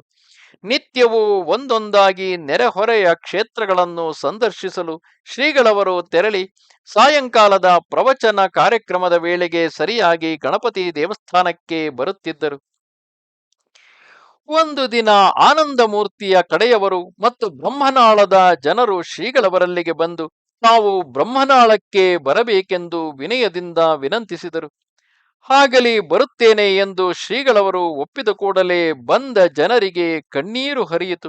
ಆಗ ಶ್ರೀಗಳವರು, ಏನು, ನಾನು ಬರುವುದಿಲ್ಲ ಎಂಬ ಸಂಶಯವೇ? ಬಂದೇ ಬರುತ್ತೇನೆ. ಬ್ರಹ್ಮನಾಳವೆಂದರೆ ಶ್ರೀ ಸಮರ್ಥರ ಸ್ಥಾನವಲ್ಲವೇ? ಶ್ರೀ ಸಮರ್ಥರ ಬಗ್ಗೆ ಯಾರಿಗೆ ಪ್ರೇಮವಿರುವುದು ಅವರಿಗೆ ಶ್ರೀ ಆನಂದ ಮೂರ್ತಿಗಳಲ್ಲಿಯೂ ಪ್ರೇಮ ಇದ್ದೇ ಇರುವುದು. ಅಲ್ಲಿಗೆ ನಾನು ಯಾವಾಗ ಬಂದೇನು ಎಂದು ನನಗನ್ನಿಸಿದೆ. ಆದುದರಿಂದ ಬಂದೇ ಬರುತ್ತೇನೆ ಎಂದು ಅವರನ್ನು ಸಾಂತ್ವನಗೊಳಿಸಿ ಕಳುಹಿಸಿಕೊಟ್ಟರು. ಅಂದು ಶಿವರಾತ್ರಿಯ ದಿನವಾಗಿತ್ತು. ಶ್ರೀಗಳವರು ನೀರನ್ನೂ ಸಹ ಕುಡಿಯಲಿಲ್ಲ. ನೆರೆಹೊರೆಯ ಒಂದೆರಡು ಕ್ಷೇತ್ರಗಳನ್ನು ಸಂದರ್ಶಿಸಿ ಬರೋಣವೆಂದು ಶ್ರೀಗಳವರು ಸಜ್ಜನಗಡದ ವ್ಯಾನಿನಲ್ಲಿ ಶ್ರೀ ಸಮರ್ಥರ ಪಾದುಕೆ ಮತ್ತು ಶಿಷ್ಯ ಪರಿವಾರದೊಂದಿಗೆ ಹೊರಟರು. ಮಧ್ಯಾಹ್ನಕ್ಕೆ ಬ್ರಹ್ಮನಾಳ ಎಂಬಲ್ಲಿಗೆ ಬಂದರು. ಬ್ರಹ್ಮನಾಳ ಶ್ರೀ ಆನಂದ ಮೂರ್ತಿಗಳ ಸ್ಥಳ. ಶ್ರೀ ಸಮರ್ಥ ಪಂಚಕದ ಪೈಕಿಯೇ ಇವರೊಬ್ಬರು. ಶ್ರೀ ಸಮರ್ಥರು, ಆನಂದ ಮೂರ್ತಿಗಳು, ರಂಗನಾಥ ಸ್ವಾಮಿಗಳು, ಜಯರಾಮ ಸ್ವಾಮಿಗಳು, ಕೇಶವ ಮೂರ್ತಿಗಳು, ಹೀಗೆ ಈ ಐವರು ಶ್ರೀ ಸಮರ್ಥ ಪಂಚಕರಲ್ಲಿ ಸೇರಿದವರು. ಶ್ರೀ ಆನಂದ ಮೂರ್ತಿಗಳು ಮಹಾ ಗುರುಭಕ್ತರು. ಇವರ ಗುರುಗಳ ಹೆಸರು ರಘುನಾಥ ಸ್ವಾಮಿಗಳು. ಇವರೊಬ್ಬರು ಮಹಾ ಸಿದ್ಧರಾಗಿದ್ದರು. ಇವರು ಸದೇಹ ಸಮಾಧಿಯನ್ನು ಹೊಂದಿದವರು. ಇವರು ಶ್ರೀ ಆನಂದ ಮೂರ್ತಿಗಳ ಸೇವೆಯನ್ನು ಬಹಳ ಮೆಚ್ಚಿದರು. ಈಗಲೂ ಅವರು ಇದ್ದಾರೆಂದೇ ಜನರ ಶ್ರದ್ಧೆ. ಶ್ರೀರಾಮನವಮಿ ಮತ್ತು ಆನಂದ ಮೂರ್ತಿಗಳವರ ಪುಣ್ಯತಿಥಿಯಾದ ಮಹಾಶಿವರಾತ್ರಿ ಮುಂತಾದ ದಿನಗಳಲ್ಲಿ ಶ್ರೀ ರಘುನಾಥ ಸ್ವಾಮಿಗಳವರ ವೃಂದಾವನವು ತಲೆದೂಗುವಂತೆ ಅಲುಗಾಡುವುದಿತ್ತು. ಇಲ್ಲಿ ಇದೊಂದು ದೊಡ್ಡ ಆಶ್ಚರ್ಯ. ಆದರೆ ಇತ್ತೀಚೆಗೆ ಹಲವಾರು ವರ್ಷಗಳಿಂದ ಅಲುಗಾಡುವುದು ನಿಂತು ಹೋಗಿತ್ತು. ಕ್ಷೇತ್ರದ ಪಾವಿತ್ರ್ಯ ಕಡಿಮೆಯಾದಂತೆ ಕಲೆಯು ಕ್ಷೀಣವಾಗಿದ್ದುದೇ ಕಾರಣವಾಗಿರಬಹುದು. ಶ್ರೀ ಶ್ರೀಧರ ಸ್ವಾಮಿಗಳವರ ಆಗಮನವಾದುದರಿಂದ ಇಂದು ಈ ಸಮಾಧಿಗಳು ಅಲುಗಾಡಲೂಬಹುದು ಎಂದು ಕೆಲವರಿಗೆ ಅನ್ನಿಸಿ ಜನ ಕಿಕ್ಕಿರಿದು ನೆರೆದಿದ್ದರು. ಪೂರ್ವಾಹ್ನ ಸಾಧಾರಣ 11 ಗಂಟೆಯ ಸುಮಾರಿಗೆ ಶ್ರೀಗಳವರು ಬ್ರಹ್ಮನಾಳದ ನದಿಯ ಈಚೆಯ ದಡಕ್ಕೆ ತಲುಪಿದರು. ನದಿಯ ಆಚೆಯ ದಡದಲ್ಲಿ ವೃಂದಾವನದ ಸಮೀಪ ಬಹಳ ಜನ ಸೇರಿದ್ದರು. ಶಿವರಾತ್ರಿಯ ಪರ್ವಕಾಲ. ಈಗ ಬರುತ್ತೇನೆ, ನೀವೆಲ್ಲ ಅಲ್ಲಿಯೇ ಇರಿ ಎಂದು ಶ್ರೀಗಳವರು ಸಂಕೇತದಿಂದ ಜನರಿಗೆ ಹೇಳಿ ನದಿಗೆ ಇಳಿದು ಸ್ನಾನವನ್ನು ಮಾಡಿದರು. ಇಲ್ಲಿ ಸಂಗಮದ ಮಧ್ಯದಲ್ಲಿ 3-4 ಅಡಿ ವಿಸ್ತೀರ್ಣ ಜಾಗದಲ್ಲಿ ಮಾತ್ರ ಸ್ವಲ್ಪ ಬಿಸಿಯುಳ್ಳ ನೀರಿರುವುದು. ಇದೊಂದು ವಿಶೇಷವೇ ಸರಿ. ಸ್ನಾನವಾದ ಮೇಲೆ ಆಚೆಯ ದಡಕ್ಕೆ ಹೋಗಿ ಶ್ರೀಗಳವರು ಪುನಃ ಸ್ನಾನವನ್ನು ಮಾಡಿದರು. ವೃಂದಾವನದ ಸಮೀಪಕ್ಕೆ ಬಂದರು. ದಯಾಳು ಅಂತಃಕರಣದ ಭಗವಾನ್ ಸದ್ಗುರುಗಳು, ಸಾಮರ್ಥ್ಯದಿಂದ ಕೂಡಿದ ಶ್ರೀ ಸಮರ್ಥ ಪಾದುಕೆಗಳು, ಬ್ರಹ್ಮನಿಷ್ಠ ಆನಂದ ಮೂರ್ತಿಗಳು, ತತ್ವನಿಷ್ಠ ರಘುನಾಥ ಸ್ವಾಮಿಗಳು ಇವರೆಲ್ಲ ಒಂದೆಡೆ ಸೇರಿದ ಈ ಮಂಗಳ ಮುಹೂರ್ತದಲ್ಲಿ ಶ್ರೀಗಳವರು ತೀರ್ಥ ಬಿಟ್ಟು ದುಷ್ಟ ಶಕ್ತಿಗಳನ್ನೆಲ್ಲ ನಾಶಗೊಳಿಸಿ ತಮ್ಮ ಅಮೃತ ಹಸ್ತದಿಂದ ಆ ಸಮಾಧಿಗಳನ್ನು ಸ್ಪರ್ಶ ಮಾಡಿ ಈ ಶ್ಲೋಕವನ್ನು ಉಚ್ಚರಿಸಿದರು. ಅತಿ ಕಠಿಣ ಶಿಲಾ ಡೋಲವಿ ವೃಕ್ಷ ಜೈಸ ಜನನಿ ಜಠರಿ ತೋಪಿ ಜನ್ಮಲ ಕೋಣ ಐಸಾ ಗುರು ಭಜನ ಪ್ರತಾಪೆ ಖ್ಯಾತಿ ಝೂಲಿ ದಿಗಂತಿ ನಿತಿ ನಿಶಿ ದಿನಿ ಸ್ಮರಚಿತ್ತ ಸ್ವಾಮಿ ಆನಂದ ಮೂರ್ತಿ. ಅಂದರೆ ತಾತ್ಪರ್ಯ, ಗಡುಸಾದ ಶಿಲೆಯು ವೃಕ್ಷದಂತೆ ತೂಗಾಡಿ ನಮಿಸಬೇಕು. ತಾಯ ಗರ್ಭಕೋಶದಲ್ಲಿ ಜನ್ಮ ತಾಳಿದ ಇಂತಹ ಮಹಾಮಹಿಮರನ್ನು ಗುರು ಭಜನೆಯ ಪ್ರತಾಪದಿಂದಾಯಿತು. ದಿಗಂತದಲ್ಲಿ ಇವರ ಖ್ಯಾತಿ. ರಾತ್ರಿ ಹಗಲು ಸ್ಮರಿಸು ಸ್ವಾಮಿ ಆನಂದ ಮೂರ್ತಿಯ ಮನವೇ. ಅಲ್ಲಿಯ ಪದ್ಧತಿಯಂತೆ ಕೆಲವು ಮರಾಠಿ ಶ್ಲೋಕಗಳನ್ನು ಹೇಳಿ ಆದ ಮೇಲೆ ಸುಮಾರು 12:30 ಹೊತ್ತಿಗೆ ಅಲ್ಲಿಯ ವೃಂದಾವನವು ತಲೆದೂಗುವಂತೆ ಸ್ಪಷ್ಟವಾಗಿ ಅಲುಗಾಡಿತು. ಆಗ ಎಲ್ಲರೂ ಜಯಘೋಷವನ್ನು ಮಾಡಿ ಪದ್ಧತಿಯಂತೆ ಗುಲಾಲ ಹೂವುಗಳನ್ನು ಚೆಲ್ಲಿದರು. ಹೀಗೆ ಇಲ್ಲಿ ನಮನ ದರ್ಶನಾದಿಗಳನ್ನು ಮುಗಿಸಿ ನಂತರ ಶ್ರೀಗಳವರು ಶ್ರೀ ನರಸೋಬವಾಡಿ ಕ್ಷೇತ್ರಕ್ಕೆ ತೆರಳಿದರು. ಅಲ್ಲಿ ಸಾಯಂ ಸ್ನಾನಾದಿಗಳನ್ನು ತೀರಿಸಿ ದತ್ತಾವತಾರಿ ಶ್ರೀ ನರಸಿಂಹ ಸರಸ್ವತಿಗಳ ಪಾದುಕೆಗಳ ದರ್ಶನವನ್ನು ಪಡೆದು ಸಾಂಗಲಿಗೆ ಹಿಂದಿರುಗಿದರು. ಅನಂತರ ಒಂದು ದಿನ 10 ಮಾರ್ಚ್ 1959 ಶ್ರೀ ಕ್ಷೇತ್ರ ಔದುಂಬರಕ್ಕೆ ತೆರಳಿ ಅಲ್ಲಿ ದರ್ಶನ ಪೂಜಾದಿಗಳನ್ನು ನೆರವೇರಿಸಿ ಮೀರಜ್ಗೆ ಬಂದರು. ಶ್ರೀ ಸಮರ್ಥರ ಶಿಷ್ಯೆ ವೇಣಾಬಾಯಿ, ಮಠದ ಮಹಂತ ಶ್ರೀ ಕಲ್ಯಾಣ ಮಹಾರಾಜರು ಶ್ರೀಗಳವರನ್ನು ಆದರದಿಂದ ಸ್ವಾಗತಿಸಿ ಬರಮಾಡಿಕೊಂಡರು. ಅವರ ಆಗ್ರಹದ ಮೇರೆಗೆ ಅಲ್ಲಿಯೇ ಮುಕ್ಕಾಮು ಮಾಡಿ ಪ್ರವಚನ ಮಾಡಿ ಆಶೀರ್ವದಿಸಿ ಅಲ್ಲಿಂದ ಕೊಲ್ಲಾಪುರಕ್ಕೆ ತೆರಳಿ ಶ್ರೀದೇವಿಯ ದರ್ಶನ ಪಡೆದು ಅಲ್ಲಿಂದ ಶ್ರೀ ಸಜ್ಜನಗಡಕ್ಕೆ ಹೋಗಿ 4-6 ದಿನವಿದ್ದರು. ಆವಾಗ ಸಜ್ಜನಗಡದಲ್ಲಿ 200 ಬಾಲಕರ ಧರ್ಮೋಪನಯನವನ್ನು ಶ್ರೀಗಳವರು ಮಾಡಿಸಿದರು. ವಟುಗಳನ್ನು ಕುರಿತು ಶ್ರೀಗಳವರು ಉಪನಯನ, ಸಂಧ್ಯಾವಂದನೆಯ ಮಹತ್ವ ಇತ್ಯಾದಿ ವಿಷಯದಲ್ಲಿ ಪ್ರವಚನ ಮಾಡಿದರು. ಶ್ರೀ ಸಮರ್ಥರ 350ನೆಯ ಜನ್ಮದಿನೋತ್ಸವದ ಸಮಾರಂಭದ ಅಂಗವಾಗಿ ಶ್ರೀ ಸಮರ್ಥ ಸೇವಾ ಮಂಡಳದವರ ಜೊತೆಗೆ ಶ್ರೀ ಸಮರ್ಥರ ಪಾದುಕೆಗಳ ಸಮೇತ ಶ್ರೀಗಳವರು ಮುಂಬಯಿಗೆ ತೆರಳಿ ತಾರೀಖ್ 15 ಮಾರ್ಚ್ 1959 ರವಿವಾರ ಸಾಯಂಕಾಲ 7 ಗಂಟೆಗೆ ಅಲ್ಲಿಂದ ವಿಮಾನದಲ್ಲಿ ಹೊರಟು ರಾತ್ರಿ 10 ಗಂಟೆಗೆ ದೆಹಲಿ ತಲುಪಿದರು. ಶ್ರೀಗಳವರ ಜೊತೆಗೆ ಸಮರ್ಥ ಸೇವಾ ಮಂಡಳದ ಕಾರ್ಯದರ್ಶಿಗಳಾದ ಮಾಧವರಾವ್ ಹಿರಳೇಕರ್ ಹಾಗೂ ಅನೇಕ ರಾಮದಾಸಿಗಳಿದ್ದರು. ಮುಂಬಯಿಯಿಂದ ಹೊರಡುವಾಗ ಸಮರ್ಥರ ಪಾದುಕೆಗಳು ಹಾಗೂ ಶ್ರೀಗಳವರನ್ನು ಬೀಳ್ಕೊಡಲಿಕ್ಕೆ ಬಹಳ ಜನರು ಸೇರಿದ್ದರು. ಹಾಗೆಯೇ ದೆಹಲಿಯ ಅನೇಕ ಜನರು ಸ್ವಾಗತಕ್ಕಾಗಿ ಉತ್ಸುಕತೆಯಿಂದ ಕಾದಿದ್ದರು. ಮೊದಲು ಸಮರ್ಥ ಪಾದುಕೆಗಳಿಗೂ ಅನಂತರ ಶ್ರೀಗಳವರಿಗೂ ಹಾರ ಸಮರ್ಪಣೆ ವಂದನಾದಿಗಳನ್ನು ಮಾಡಿ ಶ್ರೀಗಳವರನ್ನು ಗೌರವಾದರಗಳಿಂದ ದಿಲ್ಲಿಯ ಪಹಾಡ್ಗಂಜದಲ್ಲಿರುವ ಬೃಹನ್ ಮಹಾರಾಷ್ಟ್ರ ಭವನಕ್ಕೆ ಕರೆದೊಯ್ದರು. ತಾರೀಖ್ 16ರಿಂದ ಶ್ರೀಗಳವರ ಪಾದಪೂಜೆ, ದರ್ಶನ, ಪ್ರವಚನಾದಿಗಳ ಕಾರ್ಯಕ್ರಮವು ಪ್ರಾರಂಭವಾಯಿತು. ಪ್ರಥಮವಾಗಿ ಪ್ರವಚನವು ಹಳೆ ದೆಹಲಿಯಲ್ಲಿರುವ ಮಹಾರಾಷ್ಟ್ರೀಯ ಸ್ನೇಹ ಸಂವರ್ಧಕ ಸಮಾಜದಲ್ಲಿ ಆಯಿತು. ಅನಂತರ 3 ದಿನಗಳ ಪ್ರವಚನವು ಹೊಸ ದೆಹಲಿಯ ನೂತನ ಮರಾಠಿ ವಿದ್ಯಾಲಯದಲ್ಲಿ ಆಯಿತು. ಒಂದು ದಿವಸ ವಿದ್ಯಾರ್ಥಿಗಳಿಗಾಗಿ ಹಿಂದಿ ಭಾಷೆಯಲ್ಲಿ ಪ್ರವಚನವಾಯಿತು. ಇನ್ನೊಂದು ದಿವಸ ಬೆಳಿಗ್ಗೆ ಮಹಾರಾಷ್ಟ್ರೀಯ ಸಂಘದಲ್ಲಿ, ಅನಂತರ 10:30 ಗಂಟೆಗೆ ರಾಮತೀರ್ಥ ಮಿಷನ್ ರಾಜೇಂದ್ರ ನಗರದಲ್ಲಿ ಮತ್ತು ಅದೇ ದಿನ ಸಾಯಂಕಾಲ ಬಿರ್ಲಾ ಮಂದಿರದಲ್ಲಿ, ಹೀಗೆ ಒಂದೇ ದಿವಸ 3 ಪ್ರವಚನಗಳು ಹಿಂದಿಯಲ್ಲಿ ಆದವು.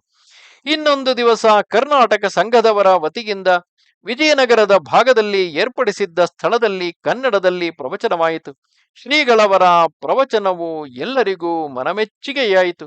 ಶ್ರೀ BN ದಾತಾರ್ ದಂಪತಿಗಳು, ರಾಜ್ಯಪಾಲ ಶ್ರೀ ವಿ ಕಾಕಾ ಸಾಹೇಬ್ ಗಾಡ್ಗೀಳ್ ಇವರು ದರ್ಶನಕ್ಕೆ ಬಂದು ಶ್ರೀಗಳವರೊಡನೆ ಸಂಭಾಷಿಸಿ ಆಶೀರ್ವಾದ ಪಡೆದು ತೆರಳಿದರು.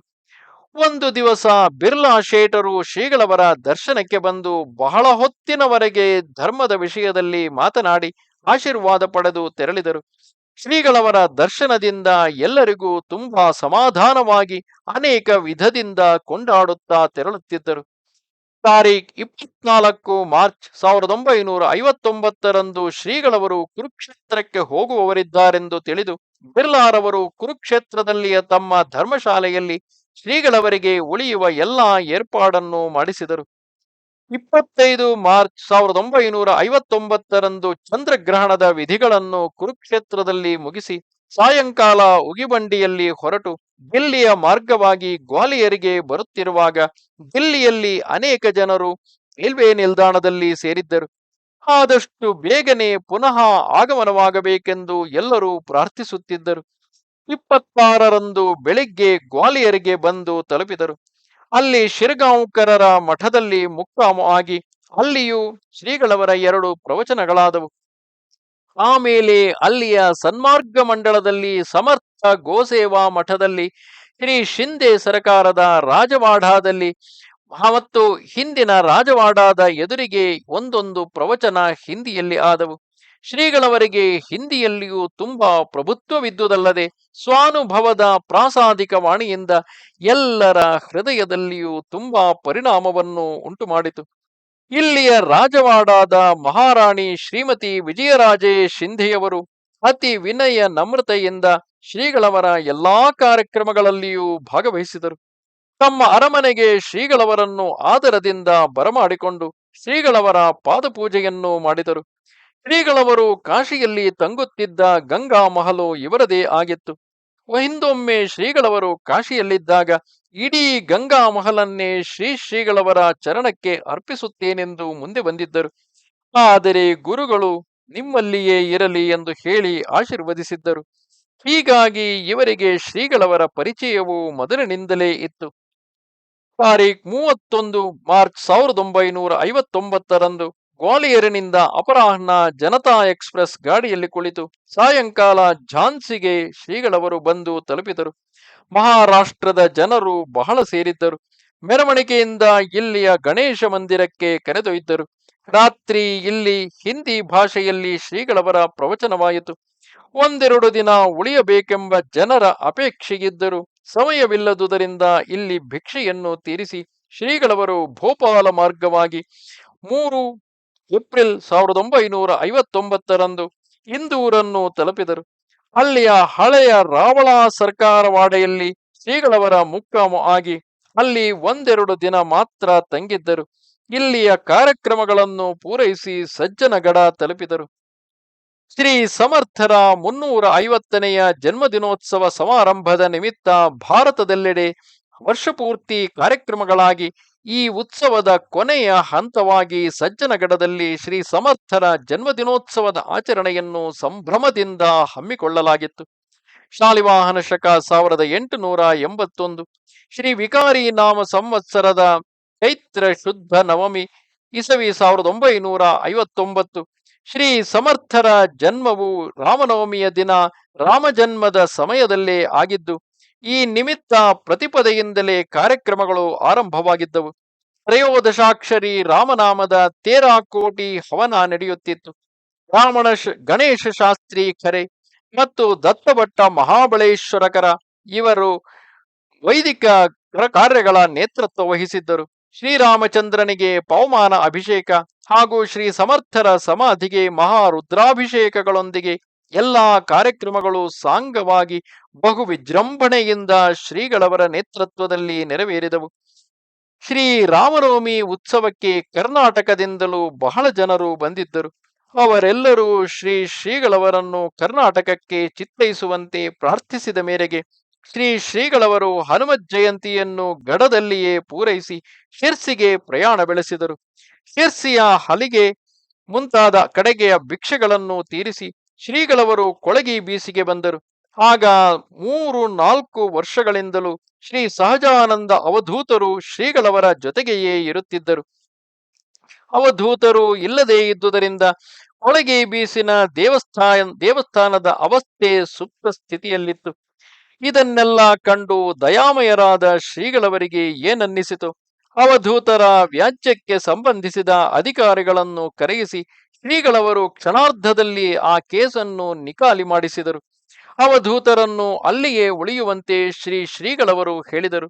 ಆಗ ಅವಧೂತರು, ಇದಾವುದೂ ಬೇಡ, ನಿಮ್ಮ ಸನ್ನಿಧಿಯಲ್ಲಿಯೇ ಇದ್ದು ಸೇವೆಗೈಯುತ್ತೇನೆ ಎಂದಾಗ ಕರ್ನಾಟಕದ ಸಂಚಾರದಲ್ಲಿ ಕೆಲವು ದಿನವಿರಲಿ ಎಂದು ಯೋಚಿಸಿ ಆಗಲಿ ಎಂದು ಸಮ್ಮತಿಯಿತ್ತರು. ಸಾಗರ ಸಮೀಪದ ಹಳೆ ನಗರದ ಹತ್ತಿರ ದೇವಸ್ಥಾನದ ಜೀರ್ಣೋದ್ಧಾರವು ಈಗಾಗಲೇ ಪೂರ್ಣವಾಗಿತ್ತು. ಶ್ರೀ ವೆಂಕಟರಮಣ ದೇವರ ಪ್ರತಿಷ್ಠೆಯು ಹೊಸ ಕಟ್ಟಡದಲ್ಲಿ ಆಗಬೇಕಿತ್ತು. ಅದಕ್ಕಾಗಿ ಶ್ರೀಗಳವರು ಶಿರಸಿ ಕಡೆಯಿಂದ ಹಳೆ ನಗರಕ್ಕೆ ಚಿತ್ತೈಸಿ ಅಲ್ಲಿಯ ಪ್ರತಿಷ್ಠೆಯ ಕಾರ್ಯವನ್ನು ಪೂರ್ಣಪಡಿಸಿದರು. ಈ ದೇವಸ್ಥಾನವು ಹಳೆಯ ನಗರ ಪೇಟೆಗಿಂತ ಸ್ವಲ್ಪ ದೂರ ಹಳ್ಳಿಯಲ್ಲಿದ್ದು, ಇದರ ಜೀರ್ಣೋದ್ಧಾರದ ಮುಂದಾಳತನವನ್ನು ಬೊಮ್ಮನಾಯ್ಕ ಎಂಬುವವರು ವಹಿಸಿಕೊಂಡಿದ್ದರು. ಶ್ರೀಗಳವರು ಇಲ್ಲಿಂದ ಶ್ರೀ ಶಂಕರ ಜಯಂತಿಯ ಉತ್ಸವಕ್ಕಾಗಿ ವರದಪುರಕ್ಕೆ ತೆರಳುವವರಿದ್ದಾರೆಂದು ತಿಳಿದ ಸಾಗರಪೇಟೆಯ ನಿವಾಸಿಗಳು ಸಾಗರದಲ್ಲಿ ಶ್ರೀಗಳವರಿಗೆ ಭವ್ಯವಾದ ಸ್ವಾಗತವನ್ನು ನೀಡಿದರು. ಶಂಕರ ಜಯಂತಿಗೆ ಇನ್ನೂ 4-6 ದಿವಸಗಳಿದ್ದುದರಿಂದ ಭಕ್ತಾದಿಗಳ ಆಗ್ರಹದ ಮೇರೆಗೆ ಮಡಸೂರು ತಿಮ್ಮಪ್ಪ ಹೆಗಡೆ ಮುಂತಾದವರಲ್ಲಿ ಕೆಲವು ಭಿಕ್ಷೆ ಪಾದಪೂಜೆಗಳನ್ನು ಸ್ವೀಕರಿಸಿ ಶ್ರೀ ವರದಪುರ ಶ್ರೀಧರಾಶ್ರಮಕ್ಕೆ ಶ್ರೀಗಳವರು ಆಗಮಿಸಿದರು. ಶ್ರೀಗಳವರು ವರದಪುರಕ್ಕೆ ಶಂಕರ ಜಯಂತಿಗೆ ಬರುವವರಿದ್ದಾರೆಂಬ ವಾರ್ತೆಯು ಶಂಕರ ಜಯಂತಿ ಉತ್ಸವದ ಕರಪತ್ರದಿಂದಾಗಿ ತಿಳಿದು ಎಲ್ಲರಿಗೂ ಅತಿ ಹರ್ಷವಾಯಿತು. ಇರುವೆಯ ಸಾಲಿನಂತೆ ಜನರ ಬರುವಿಕೆಯು ಪ್ರಾರಂಭವಾಯಿತು. ಎಲ್ಲೆಡೆ ತಳಿರು ತೋರಣಗಳಿಂದ ಕಂಗೊಳಿಸುತ್ತಿತ್ತು. ವಿವಿಧ ಪಾರಾಯಣ, ಹವನ, ಅನ್ನಸಂತರ್ಪಣಾದಿಗಳಿಂದ ಮತ್ತು ಶಂಕರ ತತ್ವಜ್ಞಾನದ ಮೇಲೆ ಪ್ರತಿನಿತ್ಯ ಪ್ರವಚನದೊಂದಿಗೆ ಕಾರ್ಯಕ್ರಮವು ಸಾಂಗವಾಗಿ ನೆರವೇರಿತು. ತ್ರಯೋದಶಿಯಂದು, ಅಂದರೆ 20 ಮೇ 1959, ಧರ್ಮೋಪನಯನವು ನೆರವೇರಿತು. ಬಹಳ ಸಂಖ್ಯೆಯಲ್ಲಿ ಬ್ರಾಹ್ಮಣ ವಟುಗಳ ಉಪನಯನವಾಯಿತು. ನಂತರ ಶ್ರೀ ನರಸಿಂಹ ಜಯಂತಿಯನ್ನು ಇಲ್ಲಿಯ ಜಿಗಳೆ ಮನೆ ಈಶ್ವರ ದೇವಸ್ಥಾನದಲ್ಲಿ ಶ್ರೀಗಳವರು ನೆರವೇರಿಸಿದರು. ಅಲ್ಲಿ ಈ ಮೊದಲೇ ಶ್ರೀ ನರಸಿಂಹನ ಸಾನ್ನಿಧ್ಯವನ್ನು ಶ್ರೀಗಳವರು ನೆಲೆಗೊಳಿಸಿದ್ದರು. ವರದಪುರದಲ್ಲಿ ಶ್ರೀಗಳವರು ತಮ್ಮ ಪ್ರವಚನದ ಸಂದರ್ಭದಲ್ಲಿ ಒಂದು ದಿನ ಮಾತು ಆಡುತ್ತಾ ಆಡುತ್ತಾ ತಾವು ಭಕ್ತಾದಿಗಳಿಗೆ ನೀಡುತ್ತಿರುವ ತೀರ್ಥ ಮಂತ್ರಾಕ್ಷತೆಯ ಪ್ರಭಾವ ಮಹತ್ವದ ವಿಷಯವಾಗಿ, ಮಕ್ಕಳಿರ, ನಾನು ನಿಮಗೆ ತೀರ್ಥ ಮಂತ್ರಾಕ್ಷತೆ ಕೊಡುತ್ತೇನೆ. ಈ ಮಂತ್ರಾಕ್ಷತೆ ಎಂದರೆ ಹೊರಗಿನಿಂದ ನೋಡಿದರೆ ನಿಮಗೆ ಇದು 4 ಅಕ್ಕಿ ಕಾಳಾಗಿ ಕಾಣಬಹುದು. ಅಭಿಮಂತ್ರಿತವಾದ ಈ ತೀರ್ಥ ಮಂತ್ರಾಕ್ಷತೆಗಳಲ್ಲಿ ಎಷ್ಟು ಸಾಮರ್ಥ್ಯವಿದೆ ಬಲ್ಲಿರ ಎಂದು ಹೇಳಿ ಕೆಲವು ಸಮಯದ ಹಿಂದೆ ನಡೆದ ಒಂದು ಘಟನೆಯನ್ನು ಉದಾಹರಿಸಿ ತಿಳಿಸಿದರು. ಶ್ರೀಗಳವರೇ ತಮ್ಮ ಮುಖಾರವಿಂದದಿಂದ ತಿಳಿಸಿದ ಈ ಘಟನೆಯು ಈ ಕೆಳಗಿನಂತಿದೆ. ಕೆಲವು ಸಮಯದ ಹಿಂದೆ ಶ್ರೀ ಗುರುಭಕ್ತಳಾದ ಒಬ್ಬಳು ಪ್ರಾಯಪ್ರಬುದ್ಧವಾದ ತನ್ನ ಮಗನೊಂದಿಗೆ ಮಗನ ನೌಕರಿಯ ಸಲುವಾಗಿ ಭಾರತದಿಂದ ಅಮೆರಿಕಕ್ಕೆ ತೆರಳುವ ಮುನ್ನ ಶ್ರೀಗಳವರ ದರ್ಶನಕ್ಕೆ ಬಂದಿದ್ದಳು. ಶ್ರೀಗಳವರ ಪಾದಪೂಜೆ ಮಾಡಿ ಶ್ರೀಗಳವರಿಂದ ತೀರ್ಥ, ಮಂತ್ರಾಕ್ಷತೆ, ಭಸ್ಮ, ಭಾವಚಿತ್ರ ಮುಂತಾದವುಗಳನ್ನು ಪ್ರಸಾದವಾಗಿ ಸ್ವೀಕರಿಸಿ ತೆಗೆದುಕೊಂಡು ಹೋಗಿದ್ದಳು. ಅಮೆರಿಕಕ್ಕೆ ಹೋದ ಮೇಲೆ 4 ವರ್ಷ 6 ತಿಂಗಳಲ್ಲಿ ಅವಳ ಮಗನಿಗೆ ಏನೋ ಕಾಯಿಲೆ ಉಂಟಾಗಿ ವೃದ್ಧಾಲಯಕ್ಕೆ ಸೇರಿಸಿದಳು. ಆ ದೇಶದ ಹುಡುಗಿಯೊಬ್ಬಳನ್ನು ಇವನ ಸೇವೆಗಾಗಿ ನೇಮಿಸಿ ತಾನು ನಿತ್ಯವೂ ಅಲ್ಲಿಗೆ ಹೋಗಿ ಮಗನ ಯೋಗಕ್ಷೇಮವನ್ನು ವಿಚಾರಿಸಿ ಮನೆಗೆ ಬರುತ್ತಿದ್ದಳು. ತಜ್ಞರಾದ ವೈದ್ಯರುಗಳು ಸತತ ಪ್ರಯತ್ನದ ಚಿಕಿತ್ಸೆಯಿಂದಲೂ ಏನೂ ಪ್ರಯೋಜನ ಕಂಡುಬರಲಿಲ್ಲ. ಕೆಲವು ದಿನಗಳ ನಂತರ ಒಂದು ದಿನ ತಾಯಿಯು ವೈದ್ಯರನ್ನು ವಿಚಾರಿಸಲು, ಅಮ್ಮ, ಯಾವ ತರದ ಚಿಕಿತ್ಸೆಯಿಂದಲೂ ರೋಗವು ಹಿಮ್ಮೆಟ್ಟುತ್ತಿಲ್ಲ. ಆದುದರಿಂದ ಇವನು ಬದುಕುವುದು ಕಷ್ಟವಾಗಿ ಕಂಡುಬರುತ್ತದೆ. ಆದರೂ ಎಂದು ಕೊನೆಯ ಪ್ರಯತ್ನ ಮಾಡಿ ನೋಡುತ್ತೇವೆ. ಏನೂ ಕಡಿಮೆಯಾಗಲಿಲ್ಲವೆಂದಾದರೆ ನಾಳೆ ಇಲ್ಲಿಂದ ಬಿಡುಗಡೆ ಮಾಡುತ್ತೇವೆ ಎಂದರು. ಈ ಮಾತನ್ನು ಕೇಳಿ ತಾಯಿಗೆ ಆಕಾಶವೇ ತಲೆಯ ಮೇಲೆ ಕಳಚಿ ಬಿದ್ದಂತಾಯಿತು. ಒಬ್ಬನೇ ಒಬ್ಬ ಮಗ, ಇನ್ನು ಎಳೆಯ ಪ್ರಾಯ, ಇವನ ದುಡಿಮೆಯೇ ಇವಳ ಜೀವನಾಧಾರ. ಅಲ್ಲದೆ ಅಮೆರಿಕಾದಲ್ಲಿ ಪರಿಚಿತರಾಗಲಿ ಸಹಾಯಕ ನೆಂಟರಿಷ್ಟರಾಗಲಿ ಯಾರೂ ಇಲ್ಲ. ಮೇಲಾಗಿ ಭಾಷಾ ಸಮಸ್ಯೆ. ಇಂತಹ ಸ್ಥಿತಿಯಲ್ಲಿ ಅವಳು ಕಂಗೆಟ್ಟು ಶ್ರೀ ಗುರು ಪರಮಾತ್ಮನಿಗೆ ಮೊರೆಯಿಡತೊಡಗಿದಳು. ನಹಸ್ತೆ ಎಷ್ಟಿಮಾದಾಯ ದೇವಾ ರಕ್ಷಂತಿ ಸಾಧಕಂ ಎಂ ತು ರಕ್ಷಿತುಮಿಚ್ಛಂತಿ ಬುದ್ಧ್ಯಾ ಸಂಯೋಜಯಂತಿ ತಂ. ಗುರು ದೇವರುಗಳು ಕೈಯಲ್ಲಿ ದೊಣ್ಣೆ ಹಿಡಿದು ಭಕ್ತರನ್ನು ರಕ್ಷಿಸುವುದಿಲ್ಲ. ಯಾವನನ್ನು ರಕ್ಷಿಸಲು ಬಯಸುವರೋ ಅವನಲ್ಲಿ ಅಂತಹ ಬುದ್ಧಿಯನ್ನು ಉಂಟು ಮಾಡುವರು ಎಂಬರ್ಥದ ಈ ಸುಭಾಷಿತ ವಾಕ್ಯದಂತೆ ಆ ಭಕ್ತಳಿಗೆ ಶ್ರೀಗಳವರ ಮಂತ್ರಾಕ್ಷತೆಯ ನೆನಪಾಗಿ ಅದನ್ನು ತೆಗೆದುಕೊಂಡು ಹೋಗಿ ಮಗನ ಬಾಯಿಗೆ 4 ಕಾಳು ಹಾಕಿ ಸ್ವಲ್ಪ ಅವನ ತಲೆಯ ಕೆಳಗಿರಿಸಿ ಶ್ರೀ ಗುರುವನ್ನು ಅನನ್ಯವಾಗಿ ಪ್ರಾರ್ಥಿಸಿಕೊಂಡು ಮನೆಗೆ ಹಿಂದಿರುಗಿದಳು. ವೈದ್ಯರು ಮೊದಲೇ ಹೇಳಿದಂತೆ ಅವರು ಮರುಪ್ರಯತ್ನವನ್ನು ಮಾಡಿದರೂ ಪ್ರಯೋಜನವಾಗದಿದ್ದುದನ್ನು ಕಂಡು ಆಸ್ಪತ್ರೆಯಿಂದ ರೋಗಿಯನ್ನು ಬಿಡುಗಡೆ ಮಾಡಿದರು. ಮತ್ತು ಆ ಕೆಲಸದ ಹುಡುಗಿಯ ಹತ್ತಿರ ಇವನ ಆಯುಷ್ಯವು ಬಹುಶಃ ದಿನ 9 ಆಗಿರುವುದು, ಆದುದರಿಂದ ಇವನನ್ನು ಮನೆಗೆ ಒಯ್ಯಬಹುದು ಎಂದರು. ಅಂತೆಯೇ ಆಂಬುಲೆನ್ಸ್ ಅನ್ನು ತರಿಸಿ ಅವನನ್ನು ವಾಹನದ ಹತ್ತಿರ ತರುತ್ತಿರುವಾಗ ಆ ಕೆಲಸದ ಹುಡುಗಿಗೆ ಯಾರೋ ಒಬ್ಬರು ಈ ತರುಣ ರೋಗಿಯ ಹಿಂದೆ ಅಭಯ ಆಶೀರ್ವಾದ ನೀಡುತ್ತಲಿರುವ ದೃಶ್ಯವು ಕಣ್ಣಿಗೆ ಕಾಣಿಸಿಕೊಂಡಿತು.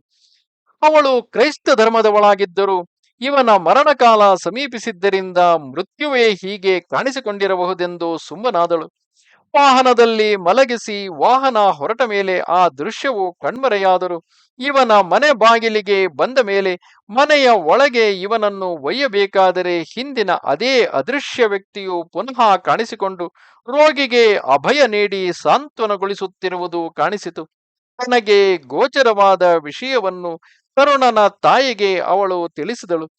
ಆ ವ್ಯಕ್ತಿಯು ಹೇಗಿದ್ದರೆಂದು ತಾಯಿಯು ವಿಚಾರಿಸಲಾಗಿ, ಅಮ್ಮ, ತಲೆಯು ಬೋಳಾಗಿದೆ, ಹಣೆಯಲ್ಲಿ ಬೂದಿಯ 2-3 ರೇಖೆಗಳಿವೆ, ಕಾಲಿನಲ್ಲಿ ಮರದ ಒಂದು ಜಾತಿಯ ಬೂಟು ಇದೆ, ಕೇಸರಿ ಕೆಂಪಿಗೆ ಹೋಲುವ ಬಟ್ಟೆ ಉಟ್ಟುಕೊಂಡಿದ್ದಾರೆ, ಒಂದನ್ನು ತಲೆಗೆ ಸೇರಿಸಿ ಹೊದೆದಿದ್ದಾರೆ.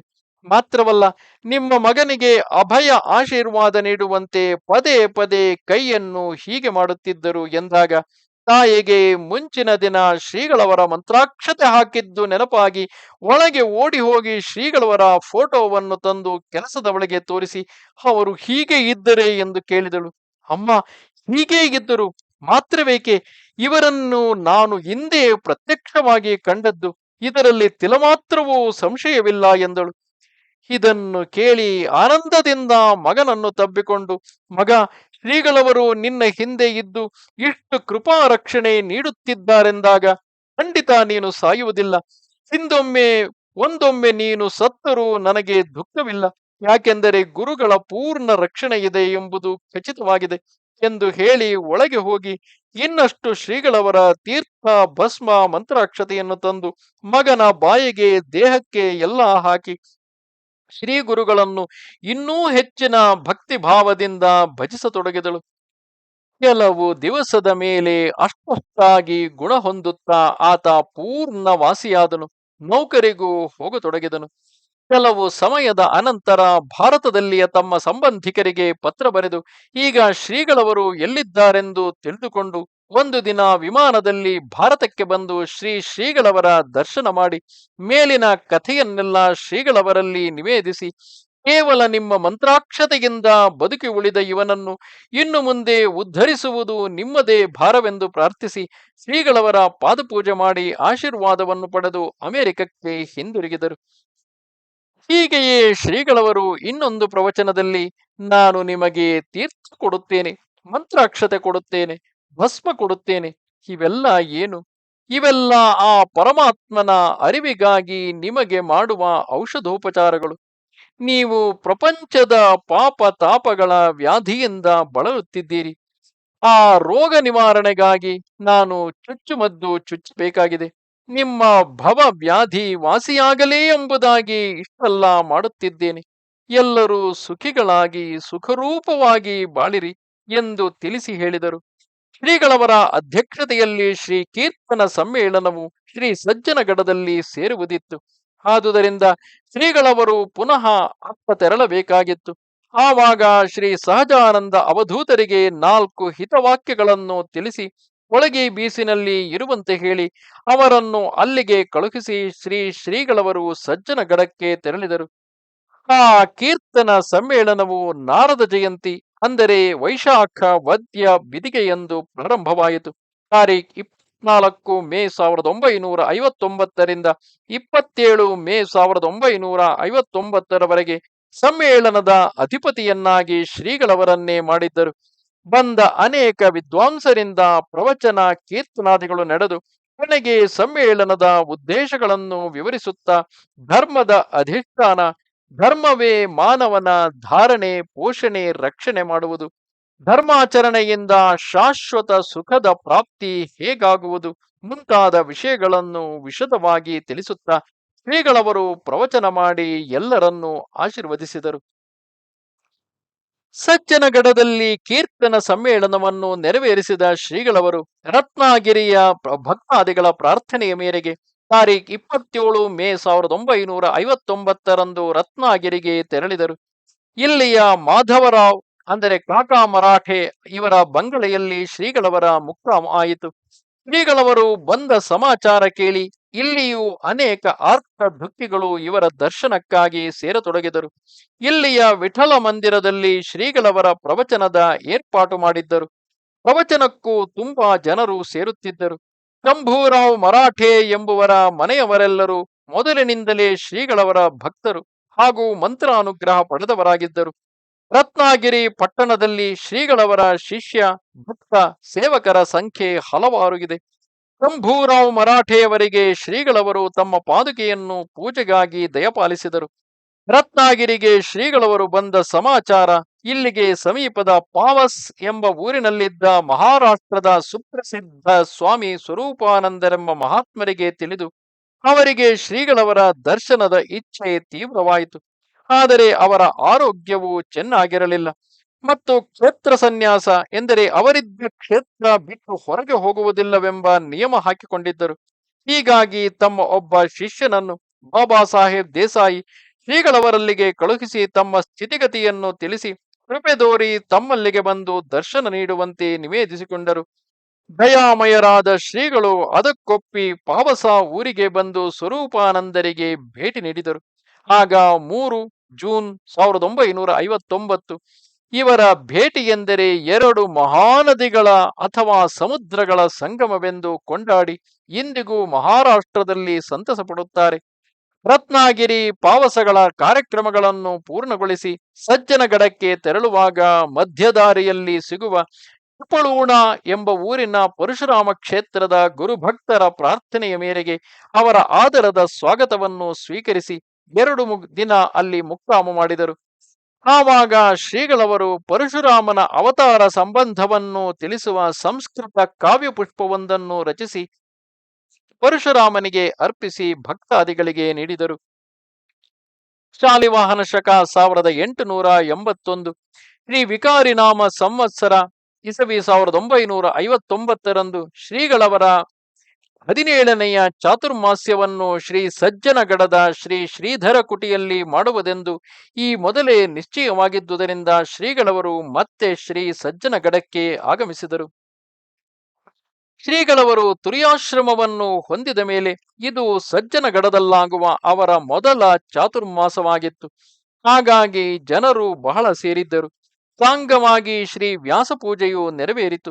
ಅನಂತರ ಶ್ರೀಗಳವರ ಭಿಕ್ಷೆಯಾಗಿ ಅಪರಾಹ್ನ ಗುರುತತ್ವದ ಮೇಲೆ ಪ್ರವಚನ ಮಾಡಿ ಎಲ್ಲರಿಗೂ ಶ್ರೀ ವ್ಯಾಸ ಮಂತ್ರಾಕ್ಷತೆ ಆಶೀರ್ವಾದ ನೀಡಿ ಶ್ರೀಧರ ಕುಟಿಗೆ ತೆರಳಿದ ಶ್ರೀಗಳವರು ಸಾಯಂ ಸ್ನಾನೋಪಹಾರ ನಂತರ ಏಕಾಂತ ಮೌನವನ್ನು ಕೈಗೊಂಡರು.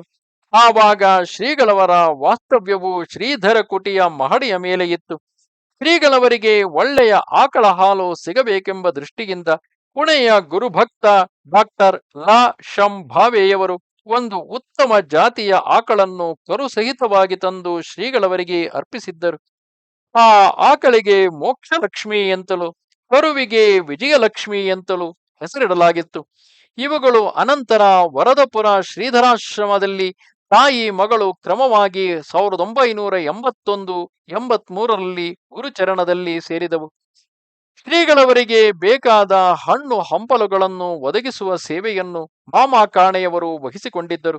ಕರ್ನಾಟಕದಿಂದಲೂ ಅಂಚೆಯ ಮೂಲಕ ಸೇವಾ ದ್ರವ್ಯ ಬರುತ್ತಿತ್ತು. ವಿಜಯದಶಮಿಯಂದು ಶ್ರೀಗಳವರು ತಮ್ಮ ವಿಶ್ರಾಂತಿ ಕೋಣೆಯ ಗೋಡೆಯ ಮೇಲೆ ಬಣ್ಣದ ಕಡುವಿನಿಂದ ಅಂದರೆ ಸೀಮೆ ಸುಣ್ಣದಿಂದ ಮರಾಠಿ ಭಾಷೆಯಲ್ಲಿ 4-5 ಶ್ಲೋಕಗಳ ಒಂದು ಕಾವ್ಯ ರಚಿಸಿ ಬರೆದರು. ಅದೇ ದಿನ ಸಾಯಂಕಾಲ ಶ್ರೀ ಶ್ರೀಧರ ಕುಟಿಯ ಎದುರಿನ ಕಡಗಟ್ಟಿನಲ್ಲಿ ನಿಂತು ಎಲ್ಲರಿಗೂ ದರ್ಶನವಿತ್ತು ಆಶೀರ್ವದಿಸಿದರು. ಆಮೇಲೆ ಕಾರ್ತೀಕ ಪೌರ್ಣಮಿಯ ತನಕ ಯಾರಿಗೂ ದರ್ಶನ ಕೊಡಲಿಲ್ಲ. ಕಾರ್ತೀಕ ಪೌರ್ಣಮಿಯಂದು ಚಾತುರ್ಮಾಸ್ಯವನ್ನು ಮುಗಿಸಿ ಎಲ್ಲರಿಗೂ ದರ್ಶನವಿತ್ತರು. ಸಜ್ಜನಗಡದಿಂದ ಮಂಡಲದ ವ್ಯಾನಿನಲ್ಲಿ ಶ್ರೀಗಳವರ ಪರ್ಯಟನೆ ಪುನಃ ಪ್ರಾರಂಭವಾಗಿ ಪ್ರಥಮವಾಗಿ ಶ್ರೀಕ್ಷೇತ್ರ ಗೋಂದಾವಲಿಗೆ ತೆರಳಿದರು. ಅಲ್ಲಿ 1 ದಿನ ಮುಕ್ಕಾಮು ಮಾಡಿ ಅಲ್ಲಿಂದ ಪಂಡರಾಪುರಕ್ಕೆ ತೆರಳಿದರು. ಅಲ್ಲಿಯ ಮುಕ್ಕಾಮು ಹರಿಭಾವು ಬಹಿರಟ್ ಎಂಬುವರಲ್ಲಿ ಆಯಿತು. ರಾಮದಾಸಿ ಸಂಪ್ರದಾಯದ ದಾಸಗಣು ಮಹಾರಾಜರೆಂಬ ಸಾಧುಗಳು ಆಗ ಪಂಡರಾಪುರದಲ್ಲಿದ್ದರು. ಅವರು ತಮ್ಮ ಆಶ್ರಮಕ್ಕೆ ಶ್ರೀಗಳವರನ್ನು ಆದರದಿಂದ ಬರಮಾಡಿಕೊಂಡು ಪಾದಪೂಜೆ ಮಾಡಿ ಭಿಕ್ಷವನ್ನು ಮಾಡಿಸಿದರು. ಅಲ್ಲಿ ಶ್ರೀಗಳವರು ಮತ್ತು ದಾಸಗಣು ಮಹಾರಾಜರೊಂದಿಗೆ ಏಕಾಂತದಲ್ಲಿ ಆಧ್ಯಾತ್ಮಿಕ ಮಾತುಕತೆಗಳಾದವು. ಅಲ್ಲಿಂದ ಮುಂದೆ ಶ್ರೀಗಳವರು ಸೋಲಾಪುರ, ಏಕೇಹಳ್ಳಿ, ನಳದುರ್ಗ ಇತ್ಯಾದಿ ಊರುಗಳನ್ನು ದಾಟುತ್ತಾ ಹೈದರಾಬಾದಿಗೆ ಆಗಮಿಸಿದರು. ಶ್ರೀಗಳವರು ಶ್ರೀಧರ ದತ್ತ ಜಯಂತಿ ಉತ್ಸವಕ್ಕಾಗಿ ಹೈದರಾಬಾದಿಗೆ ಆಗಮಿಸಿ ಶ್ರೀ ಡುಂಡಿರಾಜರ ಬಂಗಲೆಯಲ್ಲಿ ತಂಗಿದರು. ರೆಸಿಡೆನ್ಸಿಯ ಒಂದು ದೊಡ್ಡ ಛತ್ರದಲ್ಲಿ, ಅಂದರೆ ತುಳಜಾಭವಾನಿ ಧರ್ಮಶಾಲೆಯ ಎದುರಿನ ಮೈದಾನ, ಶ್ರೀ ಶ್ರೀಧರ ದತ್ತ ಜಯಂತಿ ಉತ್ಸವವನ್ನು ಹಮ್ಮಿಕೊಳ್ಳಲಾಗಿತ್ತು. ಉತ್ಸವದ ಎಲ್ಲಾ ಸಿದ್ಧತೆಯಾಗಿ ಉತ್ಸವವು ಪ್ರಾರಂಭವಾಯಿತು. ಈ ಹೈದರಾಬಾದ್ ನಗರವು ಶ್ರೀಗಳವರ ಬಾಲಲೀಲೆಯ ಪುಣ್ಯ ಪಾವನ ಸ್ಥಳ.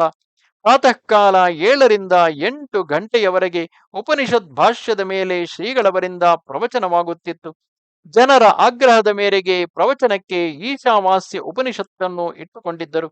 8 ಗಂಟೆಗೆ ಸರಿಯಾಗಿ 25-30 ಜನ ವೈದಿಕರು ವರ್ಣೆ ಪ್ರಕಾರ ಅನುಷ್ಠಾನವನ್ನು ಪ್ರಾರಂಭಿಸುತ್ತಿದ್ದರು.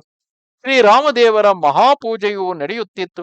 ಮಹಾ ನೈವೇದ್ಯ, ಮಹಾಮಂಗಳಾರತಿ ಆದ ಮೇಲೆ ಊಟಕ್ಕೆ 12:15 1 ಗಂಟೆಯ ಪೂರ್ವದಲ್ಲಿಯೇ ಪತ್ರಾವಳಿಗಳನ್ನು ಹಾಕುತ್ತಿದ್ದರು.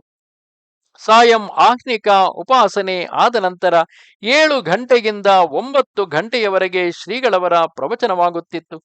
ಪ್ರವಚನಕ್ಕೆ ತುಂಬಾ ಜನರು ಸೇರುತ್ತಿದ್ದರು. ರಾತ್ರಿ ಊಟ ಮತ್ತು ಫಲಾಹಾರದ ವ್ಯವಸ್ಥೆ ಇತ್ತು. ಶ್ರೀ ಸಂಕೇಶ್ವರ ಮಠಕ್ಕೆ ಸಂಬಂಧಪಟ್ಟ ಆಚಾರ್ಯರ ಆಗಮನವು ಪ್ರವಚನ ಕಾಲಕ್ಕೆ ಆಗುತ್ತಿತ್ತು. ಮೊದಲು ಆಚಾರ್ಯರ ಭಾಷಣವಾಗಿ ಅನಂತರ ಶ್ರೀಗಳವರ ಪ್ರವಚನವಾಗುತ್ತಿತ್ತು. ಶ್ರೀಧರ ದತ್ತ ಜಯಂತಿ ಉತ್ಸವದ ಸಂದರ್ಭದಲ್ಲಿ ಕರ್ನಾಟಕದ ಕೆಲವು ಗುರುಭಕ್ತರು ಸೇರಿ ಧಾರವಾಡದಲ್ಲಿ ಶ್ರೀ ಶ್ರೀಧರ ಸೇವಾ ಸಮಿತಿ ಎಂಬ ಒಂದು ಸಮಿತಿಯನ್ನು ರಚಿಸಿ ಬಿ.ಕೆ. ಕೇಳ್ಕರರ ಸಂಪಾದಕತ್ವದಲ್ಲಿ ಶ್ರೀಧರ ಸಂದೇಶ ಎಂಬ ಒಂದು ಧಾರ್ಮಿಕ ಮಾಸಪತ್ರಿಕೆಯನ್ನು ಪ್ರಕಟಿಸುವುದಾಗಿಯೂ ಮತ್ತು ಅದಕ್ಕೆ ಶ್ರೀಗಳವರ ಪೂರ್ಣ ಕೃಪೆಯೊಂದಿಗೆ ಆಶೀರ್ವಾದ ಪತ್ರವು ಬೇಕೆಂಬುದಾಗಿ ಒಂದು ಪತ್ರವನ್ನು ಕಳುಹಿಸಿದರು. ಎಷ್ಟೋ ವರ್ಷಗಳವರೆಗೆ ಶ್ರೀಧರ ಸಂದೇಶ ಪತ್ರಿಕೆಯು ಪ್ರಥಮವಾಗಿ ಧಾರವಾಡದಿಂದಲೂ ಪುನಃ ಕೆಲವು ಸಮಯದ ಅನಂತರ ವರದಪುರದಿಂದಲೂ ಬಹಳ ಕಾಲ ಪ್ರಸಾರಗೊಂಡು ಕಾರಣಾಂತರಗಳಿಂದ ಸುಪ್ತಾವಸ್ಥೆಯನ್ನು ಹೊಂದಿತು. 17 ಫೆಬ್ರವರಿ 2005ರಿಂದ ಶ್ರೀ ಗುರುಕೃಪೆಯಿಂದ ಈಗ ಪುನಃ ವರದಪುರ ಕ್ಷೇತ್ರದ ಶ್ರೀ ಶ್ರೀಧರ ಸೇವಾ ಮಹಾಮಂಡಲದ ಶ್ರೀ ಶ್ರೀಧರ ಸಂದೇಶ ಪತ್ರಿಕೆಯು ಪ್ರಕಟಗೊಳ್ಳುತ್ತಲಿದೆ. ಅಂದು ಶ್ರೀ ಶ್ರೀಗಳವರು ಕಳುಹಿಸಿದಂತಹ ಆಶೀರ್ವಾದ ಪತ್ರ ಮುಕ್ಕಾಂ ರಾಜವಂತ ನಿವಾಸ, ಸೋಮಾಜಿಗುಡ, ಹೈದರಾಬಾದ್, ತಾರೀಖ್ 23 ಡಿಸೆಂಬರ್ 1959. ಭಾಗ್ಯವಂತರುಗಳಾದ ಸದ್ಭಕ್ತರುಗಳಿರ ಶ್ರೀಧರ ಸಂದೇಶವೆಂಬ ಮಾಸಪತ್ರಿಕೆಯನ್ನು ಹೊರಡಿಸಿ ಸ್ವಪರ ಉದ್ದೇಶದ ಇದೊಂದು ಹೆದ್ದಾರಿಯನ್ನೇ ಪಡೆದಿರುವಿರಿ ಎಂಬುದಕ್ಕೆ ಸಂದೇಹವಿಲ್ಲ. ಇದು ನಿಮ್ಮೆಲ್ಲರನ್ನೂ ನೇರವಾಗಿ ಪರಮಪದಕ್ಕೆ ಮುಟ್ಟಿಸುವುದು ನಿಶ್ಚಯ. ಮೋಕ್ಷಶ್ರಯಂ ಧರತೀತಿ ಶ್ರೀಧರ, ಮೋಕ್ಷದ ಅನಂತ ಸುಖದ ನಿರವಧಿ ವೈಭವವನ್ನು ಧರಿಸಿರುವ ಶ್ರೀ ಗುರುಪರಮಾತ್ಮನೇ ಶ್ರೀಧರನೆಂದು ಶ್ರೀಧರ ಶಬ್ದದ ಶಕ್ತಿಗಮ್ಯವಾದ ಅರ್ಥವನ್ನು ಹಾಗೂ ಅದರ ಉಪಯುಕ್ತತೆಯನ್ನು ಅದು ನಮ್ಮೆಲ್ಲರಿಗೂ ತಿಳಿಸುತ್ತಿರುವುದು. ಈ ಶ್ರೀಧರ ಸಂದೇಶವು ಆ ಶ್ರೀ ಗುರು ಪರಮಾತ್ಮನ ಶ್ರುತಿ ಶಾಸ್ತ್ರ ಗರ್ಭಿತವಾದ ಸಂದೇಶವೇ ಸರಿ. ತತ್ವಂ ಗೃಹಾತೀತಿ ಗುರುಹು, ತತ್ವವನ್ನು ಸಾರುವವನು ಶ್ರೀ ಗುರುದೇವನು. ವೇದವಾಣಿಯಿಂದ ಹೊರಸೂಸಿರುವ ತತ್ವ ಪ್ರಕಾಶವೇ ಶ್ರೀಧರ ಸಂದೇಶದ ನಿಜಸ್ವರೂಪ. ಶ್ರುತಿ ಶಾಸ್ತ್ರಗಳ ತತ್ವ ಸಾಕ್ಷಾತ್ಕಾರವು ಈ ಸಂದೇಶದಲ್ಲಿ ತುಂಬಿ ತುಳುಕುವುದು ಸಹಜವೇ ಸರಿ. ಸ ಏಷ ಪೂರ್ವೇಶಾಮಪಿ ಗುರುಹು ಕಾಲೇನಾನವಚ್ಛೇದಾತ್. ಶ್ರೀ ಗುರು ಶಬ್ದದ ಗುರಿಯು ಪರಮಾತ್ಮನೇ ಸರಿ. ಸರ್ವೇ ಜನ ಸುಖಿನೋ ಭವಂತು. ಇತಿಶಂ ಶ್ರೀಧರ ಸ್ವಾಮಿ. ಶ್ರೀ ಶ್ರೀಧರ ದತ್ತ ಜಯಂತಿ ಉತ್ಸವದ ಮಂಗಳವಾರದ ಮೇಲೆ ಮಾರ್ವಾಡಿ ಜನರು ತಮ್ಮ ದೇವಸ್ಥಾನದಲ್ಲಿ ಶ್ರೀಗಳವರನ್ನು ಆದರದಿಂದ ಉಳಿಸಿಕೊಂಡರು. ಹಿಂದಿ ಭಾಷೆಯಲ್ಲಿ ಪ್ರವಚನದ ಏರ್ಪಾಡಾಯಿತು. ಅಲ್ಲಲ್ಲಿ ಪಾದಪೂಜೆ, ಭಿಕ್ಷೆ ಇತ್ಯಾದಿ 1 ತಿಂಗಳವರೆಗೂ ಸಾಗುತ್ತಿತ್ತು. ಎಷ್ಟೋ ಜನರು ಶ್ರೀಗಳವರಿಂದ ಮಂತ್ರದೀಕ್ಷೆಯನ್ನು ಪಡೆದರು.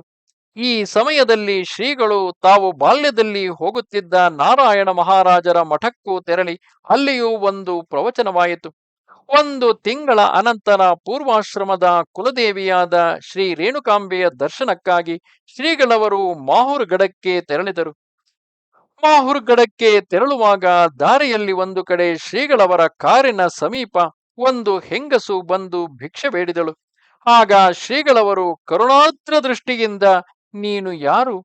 ಬ್ರಾಹ್ಮಣಿ ಇದ್ದಂತೆ ತೋರುವುದು, ಯಜಮಾನರಿಗೆ ಹುಷಾರಿಲ್ಲವೆಂದು ಹೇಳುತ್ತಿ, ಆದರೆ ನಿನ್ನ ಹಣೆಯಲ್ಲಿ ಕುಂಕುಮವಿಲ್ಲವಲ್ಲ, ಕೈಯಲ್ಲಾದರೂ ಒಂದೇ ಬಳೆ ಇದೆ, ಕುತ್ತಿಗೆಯಲ್ಲಿ ಮಂಗಳಸೂತ್ರವೂ ಇಲ್ಲವಲ್ಲ ಎಂದು ವಿಚಾರಿಸಿದರು. ದಾರಿದ್ರ್ಯದಿಂದಾಗಿ ಅವಳಿಗೆ ಈ ದೆಸೆ ಬಂದಿರುವುದನ್ನು ತಿಳಿದು ಶ್ರೀಗಳವರಿಗೆ ಕಳವಳ ಉಂಟಾಯಿತು. ಕೂಡಲೇ ಶ್ರೀಗಳವರು ಮಂಗಳಸೂತ್ರ, ಸೀರೆ, ರವಿಕೆ ಮತ್ತು ಮನೆಯ ಸಾಮಾನು ಇತ್ಯಾದಿಗಳಿಗಾಗಿ ಧನವನ್ನು ತಮ್ಮ ಭಂಡಾರದಿಂದ ಕೊಡಿಸಿದರು. ಅವಳಿಗೆ ಆದ ಆನಂದ ಹೇಳುತ್ತೀರದು. ಮಾಹುರುಗಡವೆಂದರೆ ಗುರುಗಳ ಪೂರ್ವಾಶ್ರಮದ ಕುಲದೇವಿಯಾದ ಶ್ರೀ ರೇಣುಕಾಂಬೆಯ ಕ್ಷೇತ್ರ. ದೇವಿಯ ದರ್ಶನಕ್ಕಾಗಿ ಮಾಹುರುಗಡಕ್ಕೆ ಆಗಮಿಸಿದ ಗುರುಗಳು ಗಡದ ತಪ್ಪಲಿನಲ್ಲಿದ್ದ ಇನಾಮುದಾರರ ಮನೆಯಲ್ಲಿ ಉಳಿದುಕೊಂಡರು. ಮರುದಿನ ಬೆಳಿಗ್ಗೆ ಶಿಷ್ಯರೊಂದಿಗೆ ದೇವಿಯ ದರ್ಶನಕ್ಕೆ ತೆರಳಿದರು. ದೇವಿಯ ಪ್ರಾರ್ಥನಾ ರೂಪದ ಅರ್ಥಗರ್ಭಿತವಾದ ಒಂದು ಅಷ್ಟಕವನ್ನು ರಚಿಸಿದರು. ಅದರ ಮೊದಲನೆಯ ಶ್ಲೋಕ ಹೀಗಿದೆ: ಶಿವಾಂ ಶಾಂತರೂಪಾಂ ಮನೋವಾಗತೀತಾಂ ನಿಜಾನಂದ ಪೂರ್ಣಾಂ ಸದಾದ್ವೈತಪುರೂಪಾಂ ಪರಾಂ ವೇದಗಮ್ಯಾಂ ಪರಂ ಬ್ರಹ್ಮರೂಪಾಂ ಭಜೆ ರೇಣುಕಾಂ ಸರ್ವಲೋಕೈಕವೇದ್ಯಾಂ. ಗುರುಗಳಿಗೆ 3ನೆಯ ವಯಸ್ಸಿನಲ್ಲಿ ಸಿಡುಬು ಎದ್ದಿತ್ತು. ಆಗ ಅವರ ತಾಯಿಯವರು ದೇವಿ ರೇಣುಕಾಂಬೆಗೆ ಮಗುವನ್ನು ನಿನ್ನ ದರ್ಶನಕ್ಕೆ ಕರೆದುಕೊಂಡು ಬರುತ್ತೇನೆ ಎಂದು ಹರಕೆ ಹೊತ್ತಿದ್ದರು. ಆ ಮಹಾತಾಯಿಯ ಹರಕೆ ಈಗ ಒಪ್ಪಿಸಲ್ಪಟ್ಟಿರಬೇಕು. ಗುರುಗಳು ಬೆಲೆ ಬಾಳುವ ಒಂದು ಶಾಲು, ಹಣ್ಣು ಹಂಪಲು, ಪೇಡೆ, ಹೂರಣದ ಹೋಳಿಗೆ ಮುಂತಾದ ಪೂಜಾ ಸಾಮಗ್ರಿ ಹಾಗೂ ನೈವೇದ್ಯಗಳೊಡನೆ ಬಂದಿದ್ದರು. ತಮ್ಮ ಅಮೃತ ಹಸ್ತದಿಂದಲೇ ದೇವಿಯ ಪೂಜೆಯನ್ನು ಮಾಡಿ ಅವುಗಳೆಲ್ಲವನ್ನೂ ಅರ್ಪಿಸಿದರು. ನಿತ್ಯ ಪದ್ಧತಿಯಂತೆ ಮಧ್ಯಾಹ್ನದ ಮಹಾನೈವೇದ್ಯಕ್ಕೆ ಅಲ್ಲಿಯ ಅರ್ಚಕರು ನೈವೇದ್ಯವನ್ನು ಹರಿವಾಣದಲ್ಲಿ ತಂದರು. ಆ ಹರಿವಾಣವು ಹಿತ್ತಾಳೆಯದಾಗಿ ಕಪ್ಪು ಕಲಗಳಿಂದ ಕೂಡಿ ಮಬ್ಬಾಗಿತ್ತು.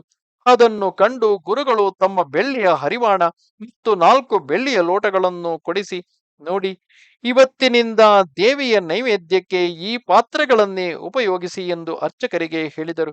ಅಲ್ಲಿಯ ಅರ್ಚಕರಲ್ಲಿ 2 ಮುದುಕರಿದ್ದರು.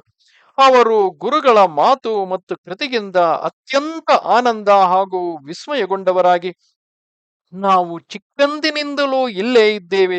ಇಲ್ಲಿಗೆ ಎಷ್ಟೋ ಜನ ಬಂದು ಹೋಗಿದ್ದಾರೆ. ಆದರೆ ನಿಮ್ಮಂತಹ ದೇವತಾ ಮನುಷ್ಯರನ್ನು, ಮಾತನಾಡುವ ಹಾಗೂ ಓಡಾಡುವ ದೇವರನ್ನು ನಾವು ಇದುವರೆಗೂ ಕಂಡಿರಲೇ ಇಲ್ಲ ಎಂದು ಹೇಳಿದರು. ಅಷ್ಟರಲ್ಲಿ ಒಂದು ಘಟನೆ ಜರುಗಿತು. ಪರಮಾಶ್ಚರ್ಯ! ದೇವಿಯ 2 ಕಣ್ಣುಗಳಿಂದಲೂ ಧಾರೆ ಧಾರೆಯಾಗಿ ಆನಂದ ಬಾಷ್ಪ ಸುರಿಯತೊಡಗಿತು. ಈ ಅದ್ಭುತವನ್ನು ಕಣ್ಣಾರೆ ಕಂಡವರೆಲ್ಲರೂ ಆಶ್ಚರ್ಯಚಕಿತರಾದರು. ಗುರುಗಳು ಆ ಕಣ್ಣೀರನ್ನು ತಮ್ಮ ವಸ್ತ್ರದಿಂದ ಒರೆಸಿದರು. ಬಾಲ್ಯದಲ್ಲಿ ಹೆತ್ತ ತಾಯಿಯ ಕಣ್ಣೀರನ್ನು ಒರೆಸಿದ ಕರಗಳು ಇಂದು ಜಗನ್ಮಾತೆಯ ಕಣ್ಣೀರನ್ನು ಒರೆಸಿದ ದೃಶ್ಯ ಅಪೂರ್ವವಾಗಿತ್ತು. ಅಲ್ಲಿಯ ಅರ್ಚಕರು ಮತ್ತು ಜೊತೆಗಿದ್ದ ಕೆಲ ಶಿಷ್ಯರು ಗುರುಗಳಿಂದ ದೇವಿ ಮಂತ್ರದ ಉಪದೇಶವನ್ನು ಪಡೆದರು. 3 ದಿನಗಳ ಕಾಲ ಅಖಂಡ ಸೇವೆಯನ್ನು ಸಲ್ಲಿಸಿ ಅಲ್ಲಿಂದ ಹೊರಟಾಗ ಆ ಮಹಾಮಾತೆ ಮತ್ತು ಮಹಾಪುತ್ರರ ತೊಳಲಾಟ ಹೇಳತೀರದು. ಅತಿ ಪ್ರಯಾಸದಿಂದ ತಮ್ಮ ಕಣ್ಣುಗಳನ್ನು ಒರೆಸಿಕೊಳ್ಳುತ್ತಾ ಶ್ರೀಗಳವರು ಅಲ್ಲಿಂದ ಹೊರಟರು. ಅರ್ಧ ಗುಡ್ಡವನ್ನು ಇಳಿದು ಶ್ರೀಗಳವರು ಹಿಂತಿರುಗಿ ನೋಡಿದಾಗ ರೇಣುಕಾದೇವಿಯು ಹಿಂದೆಯೇ ಬರುತ್ತಿರುವುದು ಶ್ರೀಗಳಿಗೆ ಕಾಣಿಸಿತು. ಶ್ರೀಗಳು ದೇವಿಯನ್ನು ಸಾಂತ್ವನಗೊಳಿಸಿ ಆಕೆಗಿರುವ ಧರ್ಮಜಾಗೃತಿ, ಭಕ್ತ ರಕ್ಷಣೆಯ ಜವಾಬ್ದಾರಿಯನ್ನು ಜ್ಞಾಪಿಸಿ ಅಲ್ಲಿಯೇ ಉಳಿಯುವಂತೆ ಪ್ರಾರ್ಥಿಸಿದರು. ಅನಂತರ ಗುರುಗಳು ಸಾಯಂಕಾಲಕ್ಕೆ ಇನಾಮದಾರರ ಮನೆಗೆ ಬಂದರು. ಅಂದು ಸಂಜೆ ಉಪಹಾರವನ್ನು ಗುರುಗಳು ಎಲೆ ಮತ್ತು ಮರದ ಪಾತ್ರೆಗಳಲ್ಲಿ ತೆಗೆದುಕೊಂಡರು. ತಮ್ಮ ಮನೆಗೆ ಬಂದ ಮೊದಲ ದಿನ ಗುರುಗಳು ಬೆಳ್ಳಿಯ ಹರಿವಾಣದಲ್ಲಿ ಭಿಕ್ಷೆಯನ್ನು ಸ್ವೀಕರಿಸಿದ್ದುದನ್ನು ಕಂಡಿದ್ದ ಇನಾಮದಾರರು ಈಗ ಮರದ ಪಾತ್ರೆಗಳನ್ನು ಉಪಯೋಗಿಸುತ್ತಿರುವುದನ್ನು ನೋಡಿ ಕುತೂಹಲಗೊಂಡರು.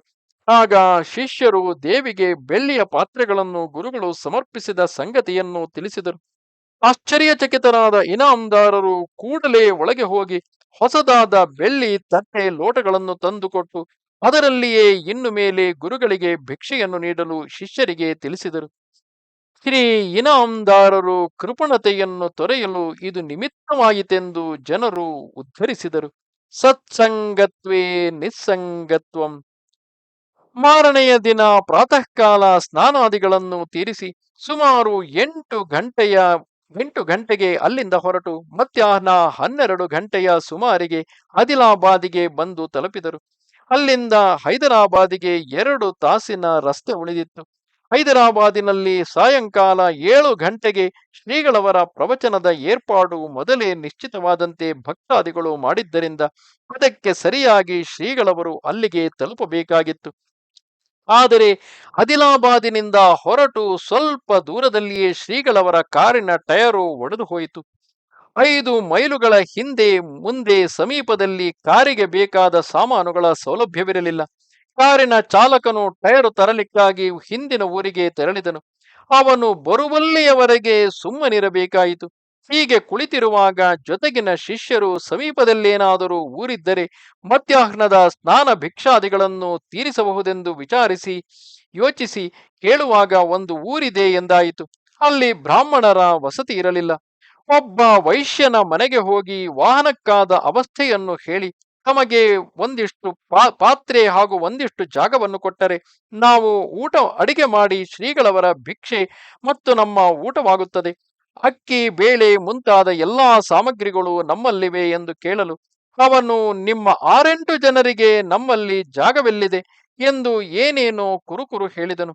ಬೇರೆ ಇನ್ನಾವ ಮನೆಯೂ ಅನುಕೂಲವಿಲ್ಲದ್ದರಿಂದ ಅವನಿಗೆ ಧೈರ್ಯ ಹೇಳಿ ಅಂತೂ ಒಪ್ಪಿಸಿ ಆಯಿತು.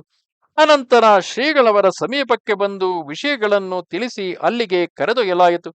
ಶ್ರೀಗಳವರು ಮನೆಯ ಬಾಗಿಲವರೆಗೆ ಬರುವಲ್ಲಿಯವರೆಗೂ ಆ ವೈಶ್ಯನು ಸ್ವಲ್ಪ ಉದ್ಧಟತನದಲ್ಲಿ ಕುಳಿತೇ ಇದ್ದನು. ಶಿಷ್ಯರು ಅವನಿಗೆ ಏಳು ಸ್ವಾಮಿಗಳೇ ಬನ್ನಿ ಎಂದು ಆಹ್ವಾನಿಸು, ಹಾಗಾದರೆ ಮಾತ್ರ ಅವರು ಬರುವರು.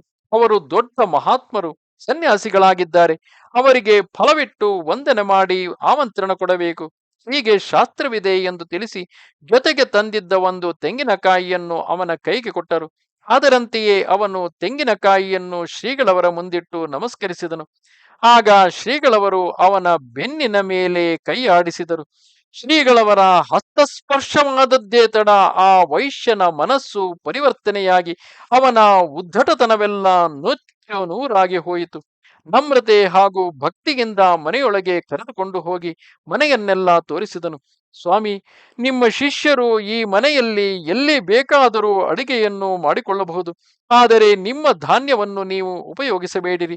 ಸಂಪೂರ್ಣ ಸಾಮಾನುಗಳನ್ನು ನಾನು ಕೊಡುತ್ತೇನೆ, ಸ್ವೀಕರಿಸಬೇಕು. ಬೇಡವೆಂದು ದಯವಿಟ್ಟು ನೀವು ಹೇಳಬಾರದು.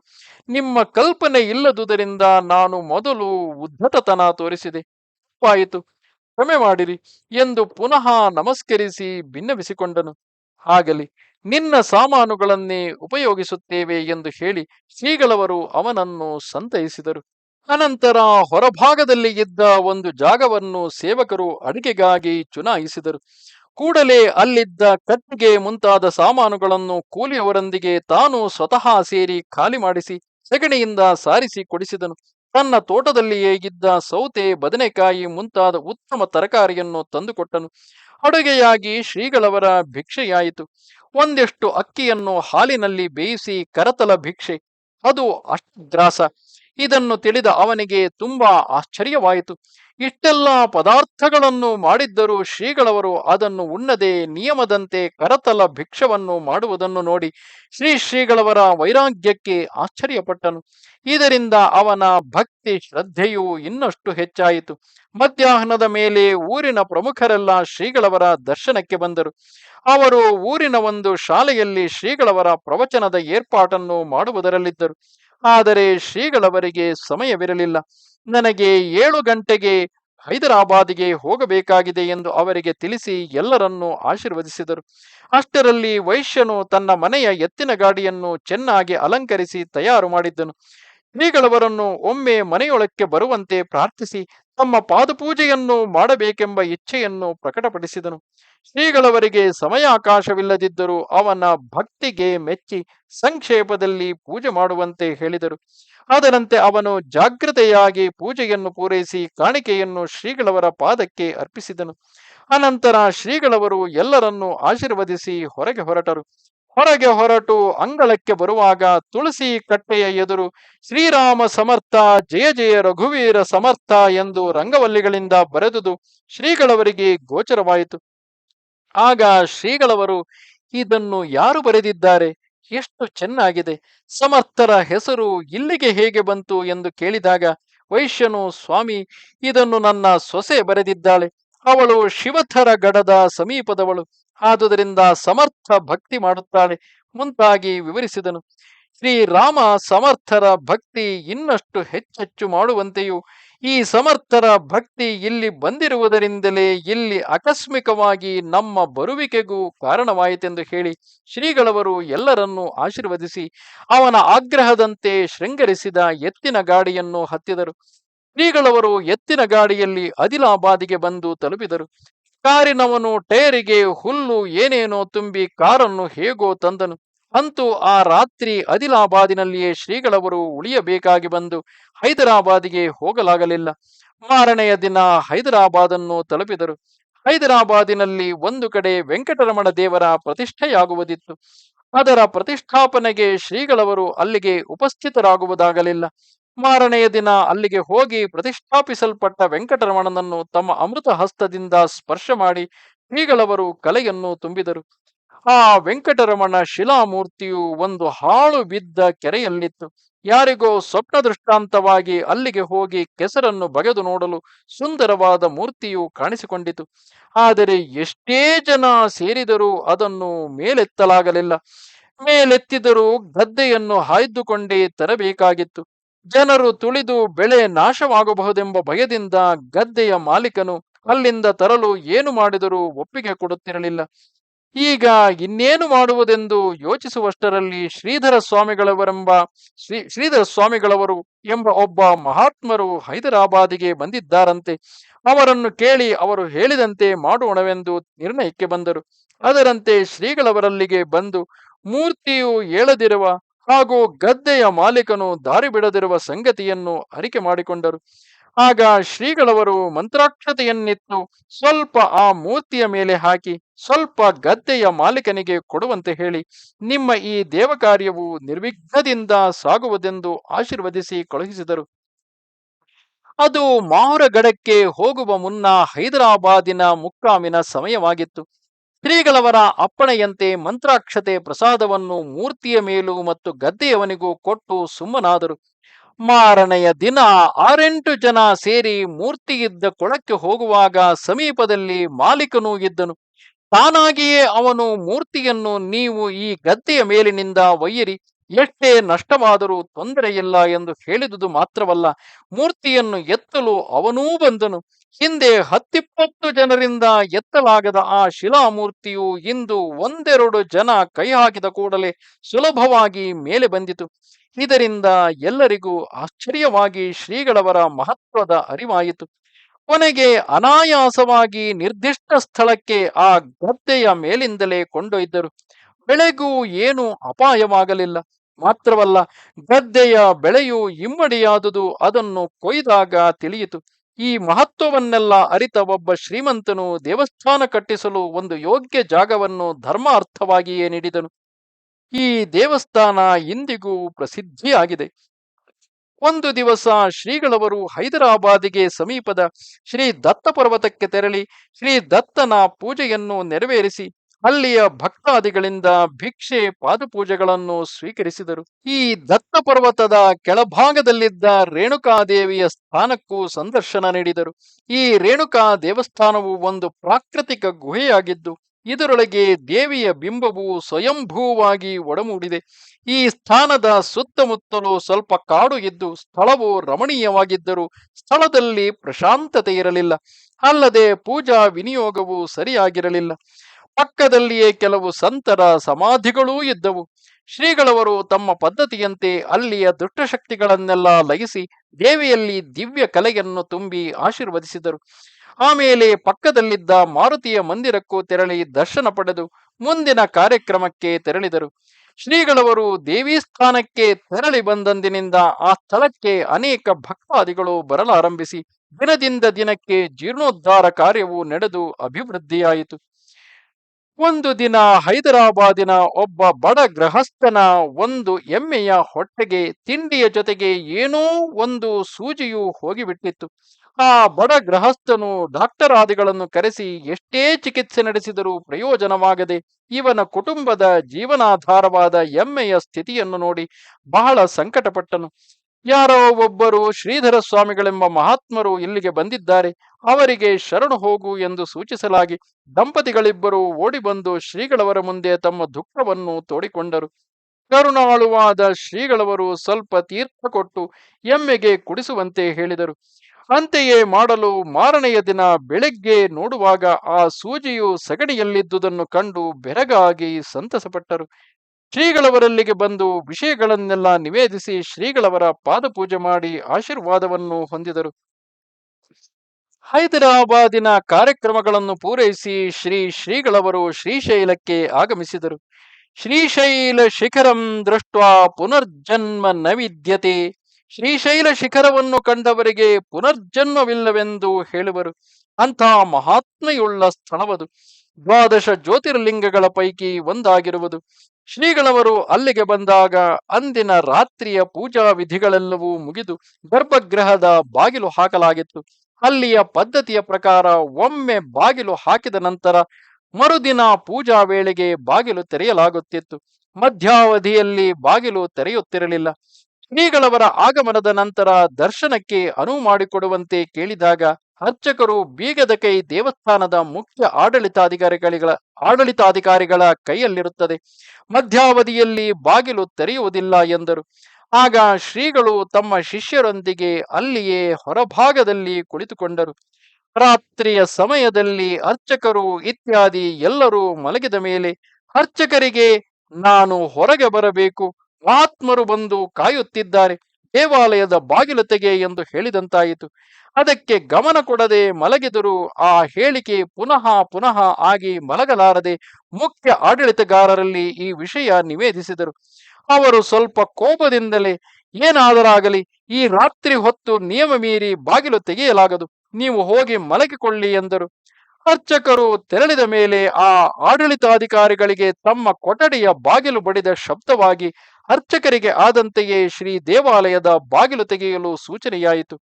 ಸ್ವಲ್ಪ ಹೊತ್ತು ಇವರು ಸುಮ್ಮನೆ ಅದನ್ನು ಅಲಕ್ಷಿಸಿದರು. ಮತ್ತೆ ಮತ್ತೆ ಹೀಗೆ ಆದಾಗ ನಿರುಪಾಯರಾಗಿ ಅರ್ಚಕರನ್ನು ಕರೆದುಕೊಂಡು ತಾವು ಸಹ ದೇಗುಲಕ್ಕೆ ಬಂದರು.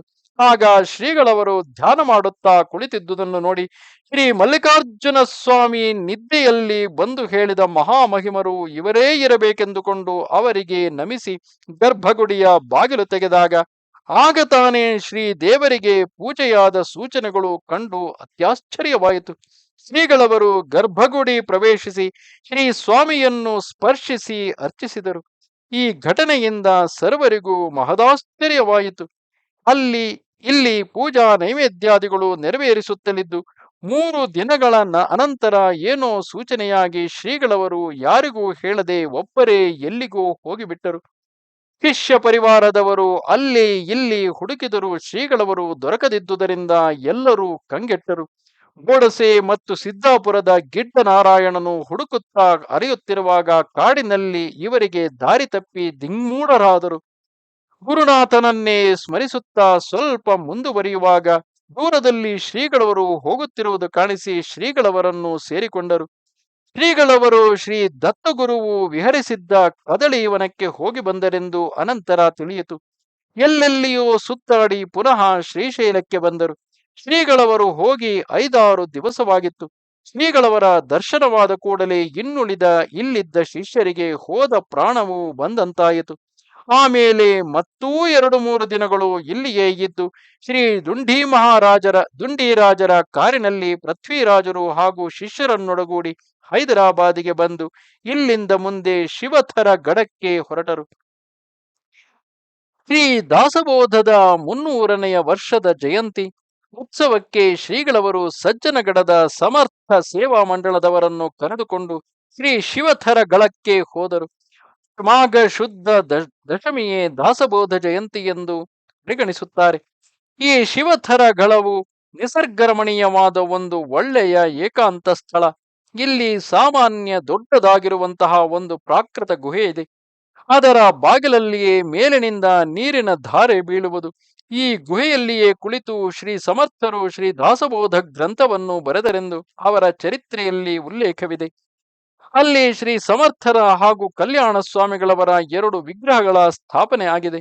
ಶ್ರೀ ಸಮರ್ಥರು ದಾಸಬೋಧ ಗ್ರಂಥವನ್ನು ರಚಿಸಿ ಹೇಳುತ್ತಿರುವಂತೆಯೂ ಶ್ರೀ ಕಲ್ಯಾಣ ಸ್ವಾಮಿಗಳು ಬರೆಯುತ್ತಿರುವಂತೆಯೂ ಈ ವಿಗ್ರಹಗಳ ಅಂಗವಿನ್ಯಾಸವಿದೆ. ಶ್ರೀಗಳವರು ವಿಗ್ರಹಗಳನ್ನು ಸ್ಪರ್ಶ ಮಾಡಿ ಅವುಗಳಲ್ಲಿ ಬ್ರಹ್ಮಸ್ವರೂಪದ ಕಲೆಯನ್ನು ಉಂಟು ಮಾಡಿದರು. ಶ್ರೀ ದಾಸಬೋಧ ಗ್ರಂಥದ ಮೇಲೆ ಶ್ರೀಗಳವರು ಇಲ್ಲಿ 1 ಗಂಟೆ ಪ್ರವಚನವನ್ನು ಮಾಡಿದರು. 3 ದಿನಗಳ ಉತ್ಸವವನ್ನು ಬಹು ಆನಂದವಾಗಿ ನೆರವೇರಿಸಿದರು. 3 ದಿವಸವೂ ಶ್ರೀ ದಾಸಬೋಧದ ಮೇಲೆ ಶ್ರೀಗಳವರ ಪ್ರವಚನವಾಯಿತು. ಆವಾಗ ಶಿವಥರ ಗಳಕ್ಕೆ ಹೋಗುವ ದಾರಿಯು ಸ್ವಲ್ಪ ಕಷ್ಟತರವೇ ಆಗಿದ್ದರು ಶ್ರೀಗಳವರು ಅಲ್ಲಿಗೆ ಬರುವ ಸಮಾಚಾರ ತಿಳಿದು ಆಬಾಲ ವೃದ್ಧ ಸ್ತ್ರೀಯರೆನ್ನದೇ ಬಹಳ ಜನರು ಸೇರಿದ್ದರು. ಅದೊಂದು ದೊಡ್ಡ ಜಾತ್ರೆಯೇ ಆಗಿತ್ತು ಎಂಬುದಾಗಿ ಇಂದಿಗೂ ಅಲ್ಲಿಯ ಜನರು ಹೇಳುತ್ತಾರೆ. ಆ ಸಂದರ್ಭದಲ್ಲಿಯೇ ಸಾಧಕಾಶ್ರಮವೆಂಬ ಒಂದು ಕಟ್ಟಡದ ಶಿಲಾನ್ಯಾಸವನ್ನು ತಮ್ಮ ಅಮೃತ ಹಸ್ತದಿಂದ ಶ್ರೀಗಳವರೇ ನೆರವೇರಿಸಿದರು. ಶಿವಥರಗಳದ ಜೀರ್ಣೋದ್ಧಾರದ ಬಗ್ಗೆ ಒಂದು ಮಂಡಳಿಯನ್ನು ನಿರ್ಮಿಸಿ ಅವರಿಗೆ ಅನೇಕ ಸಲಹೆಗಳನ್ನು ನೀಡಿ ಒಂದು ಸಂದೇಶವನ್ನು ದಯಪಾಲಿಸಿದರು. ಸಜ್ಜನಗಡದ ಸಮರ್ಥ ಸೇವಾ ಮಂಡಳದ ಕಾರ್ಯಕರ್ತರುಗಳಾದ ಮಾಧವರಾವ್ ಹಿರಳೇಕರ್, ದಿನಕರ ಬುವಾ ಮುಂತಾದವರೊಂದಿಗೆ ಈ ಶಿವಥರಗಳದ ಜೀರ್ಣೋದ್ಧಾರದ ಮುಖ್ಯ ಜವಾಬ್ದಾರಿಯನ್ನು ಕಾಶೀನಾಥ ಅಪ್ಪ ಸಾಹೇಬ ಪಾರಖಿ ಎಂಬುವರಿಗೆ ವಹಿಸಿಕೊಟ್ಟರು. ಈ ಉತ್ಸವದ ಸಂದರ್ಭದಲ್ಲಿ ಮುಂಬಯಿಯ ಗುರುಭಕ್ತ ವಿಷ್ಣುಪಂತ ಕಾಮತರು ಮುಂದಾಳುತನ ವಹಿಸಿ ಕಾರ್ಯಕ್ರಮಗಳ ಕೆಲವೊಂದು ದೃಶ್ಯಗಳ ಛಾಯಾಚಿತ್ರ ಅಂದರೆ ಸಿನಿಮಾವನ್ನು ತೆಗೆಸಿದರು. ಆಮೇಲೆ ಇದನ್ನು ಮಹಾರಾಷ್ಟ್ರದಲ್ಲಿ ಅನೇಕ ಕಡೆಗಳಲ್ಲಿ, ಕೆಲವೊಮ್ಮೆ ವರದಪುರದ ಶ್ರೀಧರಾಶ್ರಮದಲ್ಲಿಯೂ ಪ್ರದರ್ಶಿಸಲಾಯಿತು. ಹೀಗೆ ಉತ್ಸವದ ಕಾರ್ಯಕ್ರಮಗಳೆಲ್ಲ ಮುಗಿದ ಮೇಲೆ ಶ್ರೀಗಳವರು ನಾಸಿಕದಲ್ಲಿ ನಡೆಯುವ ಕೀರ್ತನ ಸಮ್ಮೇಳನಕ್ಕೆ ತೆರಳಿದರು. ಅಲ್ಲಿ 2 ದಿವಸ ಉಪಸ್ಥಿತರಿದ್ದು ಪ್ರವಚನ ಮುಂತಾದ ಕಾರ್ಯಕ್ರಮಗಳನ್ನು ಸಾಂಗಗೊಳಿಸಿ ಅಲ್ಲಿಯ ಸಮೀಪದ ಟಾಕಳಿ ಎಂಬಲ್ಲಿಗೆ ತೆರಳಿದರು. ಇದು ಶ್ರೀ ಸಮರ್ಥರು 12 ವರ್ಷ ತಪಸ್ಸಾಧನೆ ಮಾಡಿದ ಸ್ಥಳವಾಗಿದ್ದು ಇಲ್ಲಿ ಒಂದು ಮಠವೂ ಇರುವುದು. ಇದು ಸಮರ್ಥರ ಪ್ರಥಮ ಮಠವಾಗಿದೆ. ಇಲ್ಲಿಯ ಮಠ ಮಂದಿರಗಳ ಜೀರ್ಣೋದ್ಧಾರದ ಕೆಲಸಕ್ಕೆ ಶ್ರೀಗಳವರ ಅಮೃತ ಹಸ್ತದಿಂದ ಶಿಲಾನ್ಯಾಸ ಕಾರ್ಯಕ್ರಮವೂ ನಡೆಯಿತು. ಆಮೇಲೆ ಎಲ್ಲರನ್ನೂ ಆಶೀರ್ವದಿಸಿ ಶ್ರೀಗಳವರು ಶ್ರೀ ದಾಸನವಮಿ ಉತ್ಸವಕ್ಕಾಗಿ ಇಲ್ಲಿಂದ ಬೆಳಗಾವಿಗೆ ಪ್ರಯಾಣ ಬೆಳೆಸಿದರು. ಬೆಳಗಾವಿಯಲ್ಲಿ ಶ್ರೀ ದಾಸನವಮಿ ಉತ್ಸವವು ಶ್ರೀಗಳವರ ನೇತೃತ್ವದಲ್ಲಿ ಆಗಲಿರುವುದೆಂದು ತಿಳಿದ ಬೆಳಗಾವಿಯ ಜನರ ಉತ್ಸಾಹವನ್ನು ಹೇಳತೀರದು. ಚಂದಾಪೈ, ಭೋಜ್ಕರ್ ವಕೀಲ ಮುಂತಾದವರು ಎಂದಿನಂತೆ ಮುಂದಾಳುತನ ವಹಿಸಿದ್ದರು. ಇಲ್ಲಿಯ ರಾಮದೇವಗಲ್ಲಿಯ ಶ್ರೀ ಆಂಜನೇಯ ದೇವಸ್ಥಾನದಲ್ಲಿ ಉತ್ಸವದ ವ್ಯವಸ್ಥೆಯಾಗಿತ್ತು. ಶ್ರೀಗಳವರು ನಿತ್ಯವೂ ಪ್ರಾತರಾಹ್ನಿಕವನ್ನು ಮುಗಿಸಿ ಶ್ರೀ ದೇವತಾ ಮತ್ತು ಶ್ರೀ ಸಮರ್ಥ ಪಾದುಕೆಗಳ ದರ್ಶನವನ್ನು ಮಾಡಿ ಕಠೋಪನಿಷತ್ತಿನ ಮೇಲೆ ಪ್ರವಚನ ಮಾಡುತ್ತಿದ್ದರು. ಅಲ್ಲಿ ಆವಾಗ ಬೆಳಗಾವಿನ ಹಂಚಿಕೆಯ ವಿಷಯದಲ್ಲಿ ಮಹಾರಾಷ್ಟ್ರೀಯರಲ್ಲೂ ಕನ್ನಡಿಗರಲ್ಲಿಯೂ ಸಂಘರ್ಷಣೆ ನಡೆಯುತ್ತಿತ್ತು. ಕೆಲವು ಜನರು ಮೆರವಣಿಗೆ ಮತ್ತು ಸಾರ್ವಜನಿಕ ಪ್ರವಚನ ಬೇಡ, ಏನಾದರೂ ವಿಕೋಪಕ್ಕೆ ಹೋದರೆ ಕಷ್ಟವೆಂದು ಹೇಳತೊಡಗಿದರು. ಮಹಾರಾಷ್ಟ್ರ ಮತ್ತು ಕರ್ನಾಟಕ ಈ 2 ರಾಜ್ಯಗಳ ಜನರಲ್ಲಿ ಶ್ರೀಗಳವರ ಬಗ್ಗೆ ಅಪಾರ ಆದರವಿದ್ದುದರಿಂದಲೂ ಶ್ರೀ ಸಮರ್ಥರ ಪ್ರಭಾವದಿಂದಲೂ ಅದು ಸರೋವರದಲ್ಲಿ ಬಿದ್ದ ಒಂದು ಕೆಂಡದಂತೆ ಆ ಉದ್ವೇಗದ ವಾತಾವರಣವೆಲ್ಲ ಅಲ್ಲಲ್ಲಿಯೇ ಶಾಂತವಾಗಿ ಹೋಯಿತು. ಶ್ರೀಗಳವರ ಪ್ರವಚನಕ್ಕೆ ಜನರು ಅಪಾರ ಸಂಖ್ಯೆಯಲ್ಲಿ ಸೇರುತ್ತಿದ್ದರು. ಉತ್ಸವವು ಉತ್ತಮ ರೀತಿಯಿಂದ ಪೂರ್ಣವಾಯಿತು. ಅಂದಿನಿಂದ ಇಂದಿನವರೆಗೂ ಭಕ್ತಾದಿಗಳು ಆಂಜನೇಯ ದೇವಸ್ಥಾನದಲ್ಲಿ ಶ್ರೀ ದಾಸನವಮಿ ಉತ್ಸವವನ್ನು ಯಥಾಶಕ್ತಿ ಆಚರಿಸುತ್ತಿರುವರು.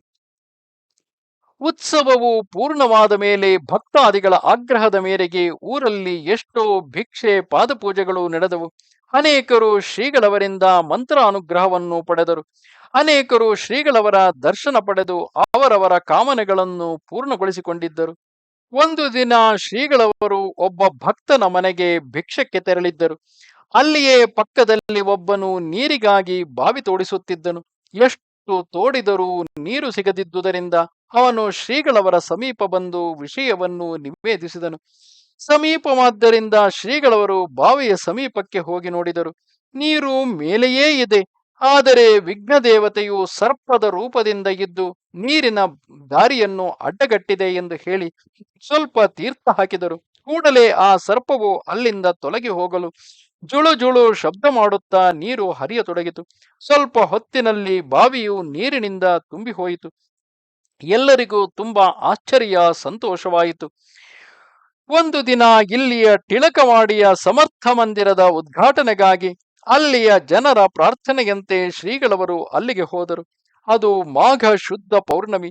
ಅದರ ಉದ್ಘಾಟನಾ ಸಂದರ್ಭದಲ್ಲಿ ಇಲ್ಲಿ ನನಗೆ ಶ್ರೀರಾಮ ದರ್ಶನವಾಗುತ್ತಲಿದೆ. ಮುಂದೆ ಇಲ್ಲಿ ಶ್ರೀರಾಮ ಮಂದಿರವಾಗುತ್ತದೆ. ಆ ಸಂದರ್ಭದಲ್ಲಿ ಈ ಮಂತ್ರಾಕ್ಷತೆಯನ್ನು ಹಾಕಿ ಪ್ರತಿಷ್ಠಾಪಿಸಿರಿ ಎಂದು ಹೇಳಿ ಮಂತ್ರಾಕ್ಷತೆಯನ್ನಿತ್ತರು.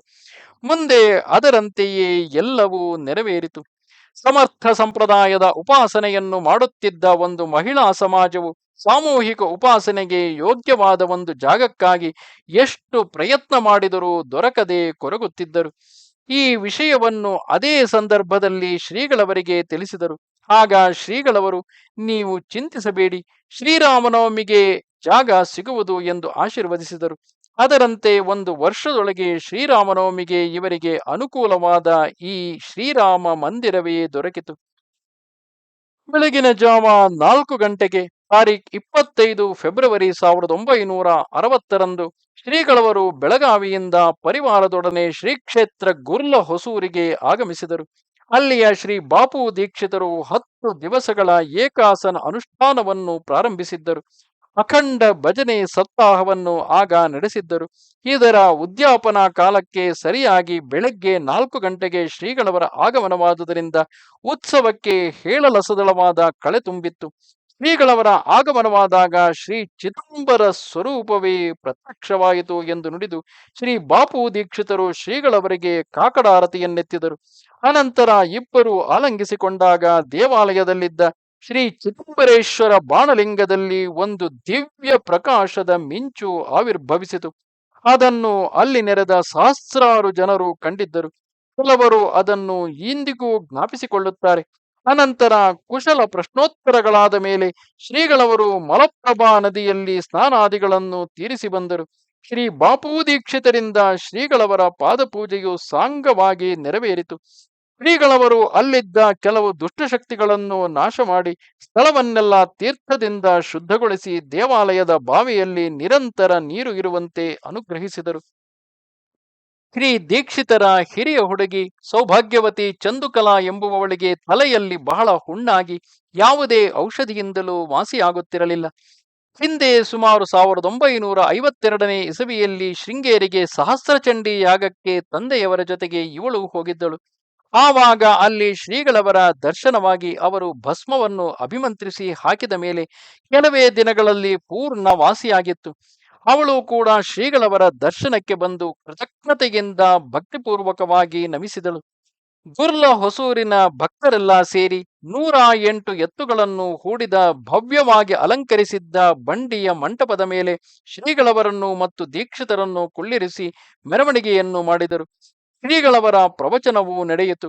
ಹೀಗೆ ಗುರ್ಲ ಹೊಸೂರಿನಲ್ಲಿ 3 ದಿನಗಳಿದ್ದು ಅನಂತರ ಶ್ರೀಗಳವರನ್ನು ಅಲ್ಲಿಂದ ಪುನಃ ಬೆಳಗಾವಿಗೆ ತೆರಳಿ ಅಲ್ಲಿಂದ ಶ್ರೀಧರ ಸೇವಾ ಸಮಿತಿಯವರ ಪ್ರಾರ್ಥನೆಯ ಮೇರೆಗೆ ಧಾರವಾಡಕ್ಕೆ ತಾರೀಖ್ 2 ಮಾರ್ಚ್ 1960ರಂದು ಆಗಮಿಸಿದರು. ಶ್ರೀಗಳವರು ತಾರೀಖ್ 2-3-60ರಂದು ಧಾರವಾಡಕ್ಕೆ ಆಗಮಿಸಿ ಶ್ರೀಧರ ಸೇವಾ ಸಮಿತಿಯ ಕಚೇರಿಯಲ್ಲಿ ಮುಕ್ಕಾಮು ಮಾಡಿದರು. ಶ್ರೀಗಳವರು ತಮ್ಮ ಕಾರ್ಯಕ್ರಮದಂತೆ ಧಾರವಾಡದಲ್ಲಿಯೂ ಎಲ್ಲ ದೇವಸ್ಥಾನಗಳಿಗೂ ಭೇಟಿ ನೀಡಿದ ನಂತರ ಭಿಕ್ಷೆಯಾಯಿತು. ಮಧ್ಯಾಹ್ನದ ಮೇಲೆ ಜನರು ಬ್ಯಾಂಡ್ ಮೊದಲಾದ ವಾದ್ಯಗಳೊಂದಿಗೆ ಮೆರವಣಿಗೆಯಿಂದ ಶ್ರೀಗಳವರನ್ನು ಪಟ್ಟಣದ ದೊಡ್ಡ ಬೀದಿಗಳ ಮೂಲಕ ಸಾರ್ವಜನಿಕ ದರ್ಶನಕ್ಕಾಗಿ ಪ್ರತ್ಯೇಕವಾಗಿ ಏರ್ಪಡಿಸಿದ್ದ ಹಾಲಗೇರಿ ಹನುಮಂತ ದೇವಸ್ಥಾನಕ್ಕೆ ಕರೆದೊಯ್ದರು. 7 ಗಂಟೆಯವರೆಗೆ ಸಾರ್ವಜನಿಕ ದರ್ಶನವಿತ್ತು. ಅನಂತರ ಅಲ್ಲಿಯೇ ಪಕ್ಕದ ದತ್ತ ಮಂದಿರದಲ್ಲಿ ಏರ್ಪಡಿಸಿದ್ದ ಪ್ರವಚನ ಮಂಟಪಕ್ಕೆ ತೆರಳಿ ಅಲ್ಲಿ ಗುರುಭಕ್ತಿ ಎಂಬ ವಿಷಯದ ಮೇಲೆ 2 ಗಂಟೆಯ ಕಾಲ ಪ್ರವಚನವನ್ನು ಮಾಡಿದರು. ದಿನಾಂಕ 3ರಂದು ಅಂದರೆ 3 ಮಾರ್ಚ್ 1960 ಮುಂಜಾನೆ ಹನುಮಂತ ದೇವಸ್ಥಾನದಲ್ಲಿ ಆತ್ಮ ಎಂಬ ವಿಷಯದಲ್ಲಿ ಉಪನಿಷತ್ ಪ್ರವಚನವಾಯಿತು. ಸಾಮೂಹಿಕ ಪಾದಪೂಜೆಯಾದ ಮೇಲೆ ದೇಶಪಾಂಡೆಯವರಲ್ಲಿ ಪಾದಪೂಜೆ ಭಿಕ್ಷೆಗಳು ನಡೆದು ಸಾಯಂಕಾಲದವರೆಗೂ ಅನೇಕ ಕಡೆ ಪಾದಪೂಜೆಗಳಾದವು. ಮಾರನೆಯ ದಿನ ಅಂದರೆ 4 ಮಾರ್ಚ್ 1960 ಮುಂಜಾನೆ ಹರಪನಹಳ್ಳಿಗೆ ತೆರಳಿ ಮುದಗಲ್ ನಾಗಪ್ಪನವರ ಮನೆಯವರಿಂದ ಪಾದಪೂಜೆ ಭಿಕ್ಷೆಯನ್ನು ಸ್ವೀಕರಿಸಿದರು. ಅಲ್ಲಿಯ ನಗರೇಶ್ವರ ದೇವಸ್ಥಾನದಲ್ಲಿಯೂ ಪ್ರವಚನವಾಯಿತು. ಇಲ್ಲಿಯ ಕಾರ್ಯಕ್ರಮಗಳನ್ನು ಮುಗಿಸಿ ಶ್ರೀಗಳವರು ಮರುದಿನ ಬ್ಯಾಹಟ್ಟಿಗೆ ತೆರಳಿದರು. ಇಲ್ಲಿಯ ಸ್ವಾಗತವು ಅಪ್ರತಿಮವಾಗಿತ್ತು. ಆನೆಗಳು ಹೂಮಾಲೆಗಳನ್ನು ಅರ್ಪಿಸಿ ಚಾಮರ ಸೇವೆಯನ್ನು ಅರ್ಪಿಸಿದವು.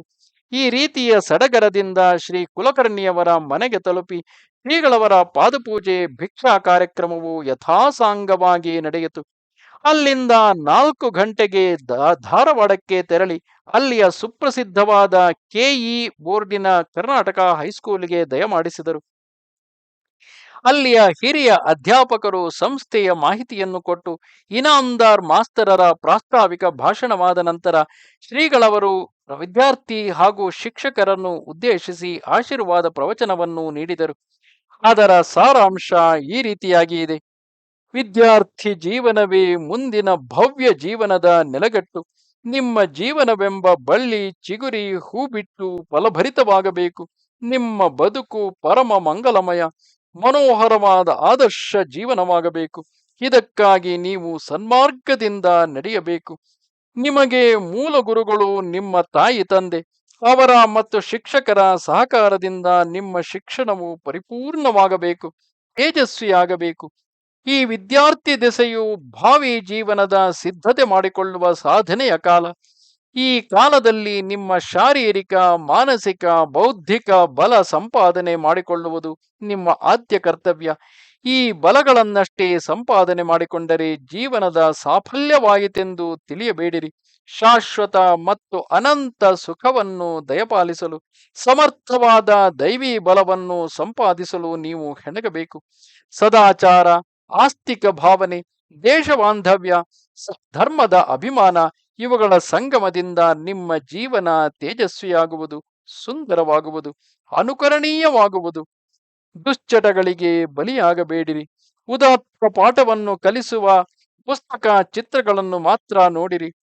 ಕೆಟ್ಟದ್ದನ್ನು ಓದಬೇಡಿ ಹಾಗೂ ನೋಡಬೇಡಿ. ಸಂಯಮವೇ ವಿದ್ಯಾರ್ಥಿ ಜೀವನದ ಮುಖ್ಯ ಗುರಿಯಾಗಬೇಕು. ಮನಸ್ಸನ್ನು ಗೆಲ್ಲಲು ಸರ್ವ ವಿಧದಿಂದಲೂ ಪ್ರಯತ್ನ ಮಾಡಬೇಕು. ಅದನ್ನು ಪರಿಶುದ್ಧವಾಗಿ ಇಟ್ಟುಕೊಳ್ಳಲು ಪರಿಶ್ರಮಿಸಬೇಕು. ನೀವು ಬಲಿಷ್ಠರಾದರೆ ನಿಮ್ಮ ದೇಶ ಬಲಿಷ್ಠವಾಗುವುದು. ನೀವು ಧರ್ಮಿಷ್ಠರಾದರೆ ದೇಶವು ಧರ್ಮಿಷ್ಠವಾಗುವುದು.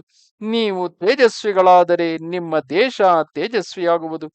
ಆಧ್ಯಾತ್ಮ ವೈಭವ ಪಡೆದರೆ ದೇಶ ತಾನಾಗಿಯೇ ಆಧ್ಯಾತ್ಮ ಸಂಪತ್ತನ್ನು ಪಡೆಯುವುದು. ಸುದೈವದಿಂದ ನಮ್ಮ ಭಾರತ ವರ್ಷವು ಸುಸಂಸ್ಕೃತ ಸಂಪ್ರದಾಯಗಳಿಂದ ತುಂಬಿತ್ತು. ನಿಮ್ಮ ರಾಷ್ಟ್ರದ ಕೀರ್ತಿ ಧ್ವಜವು ಪುನಃ ಅತ್ಯುನ್ನತವಾಗಿ ಮೆರೆಯಬೇಕು.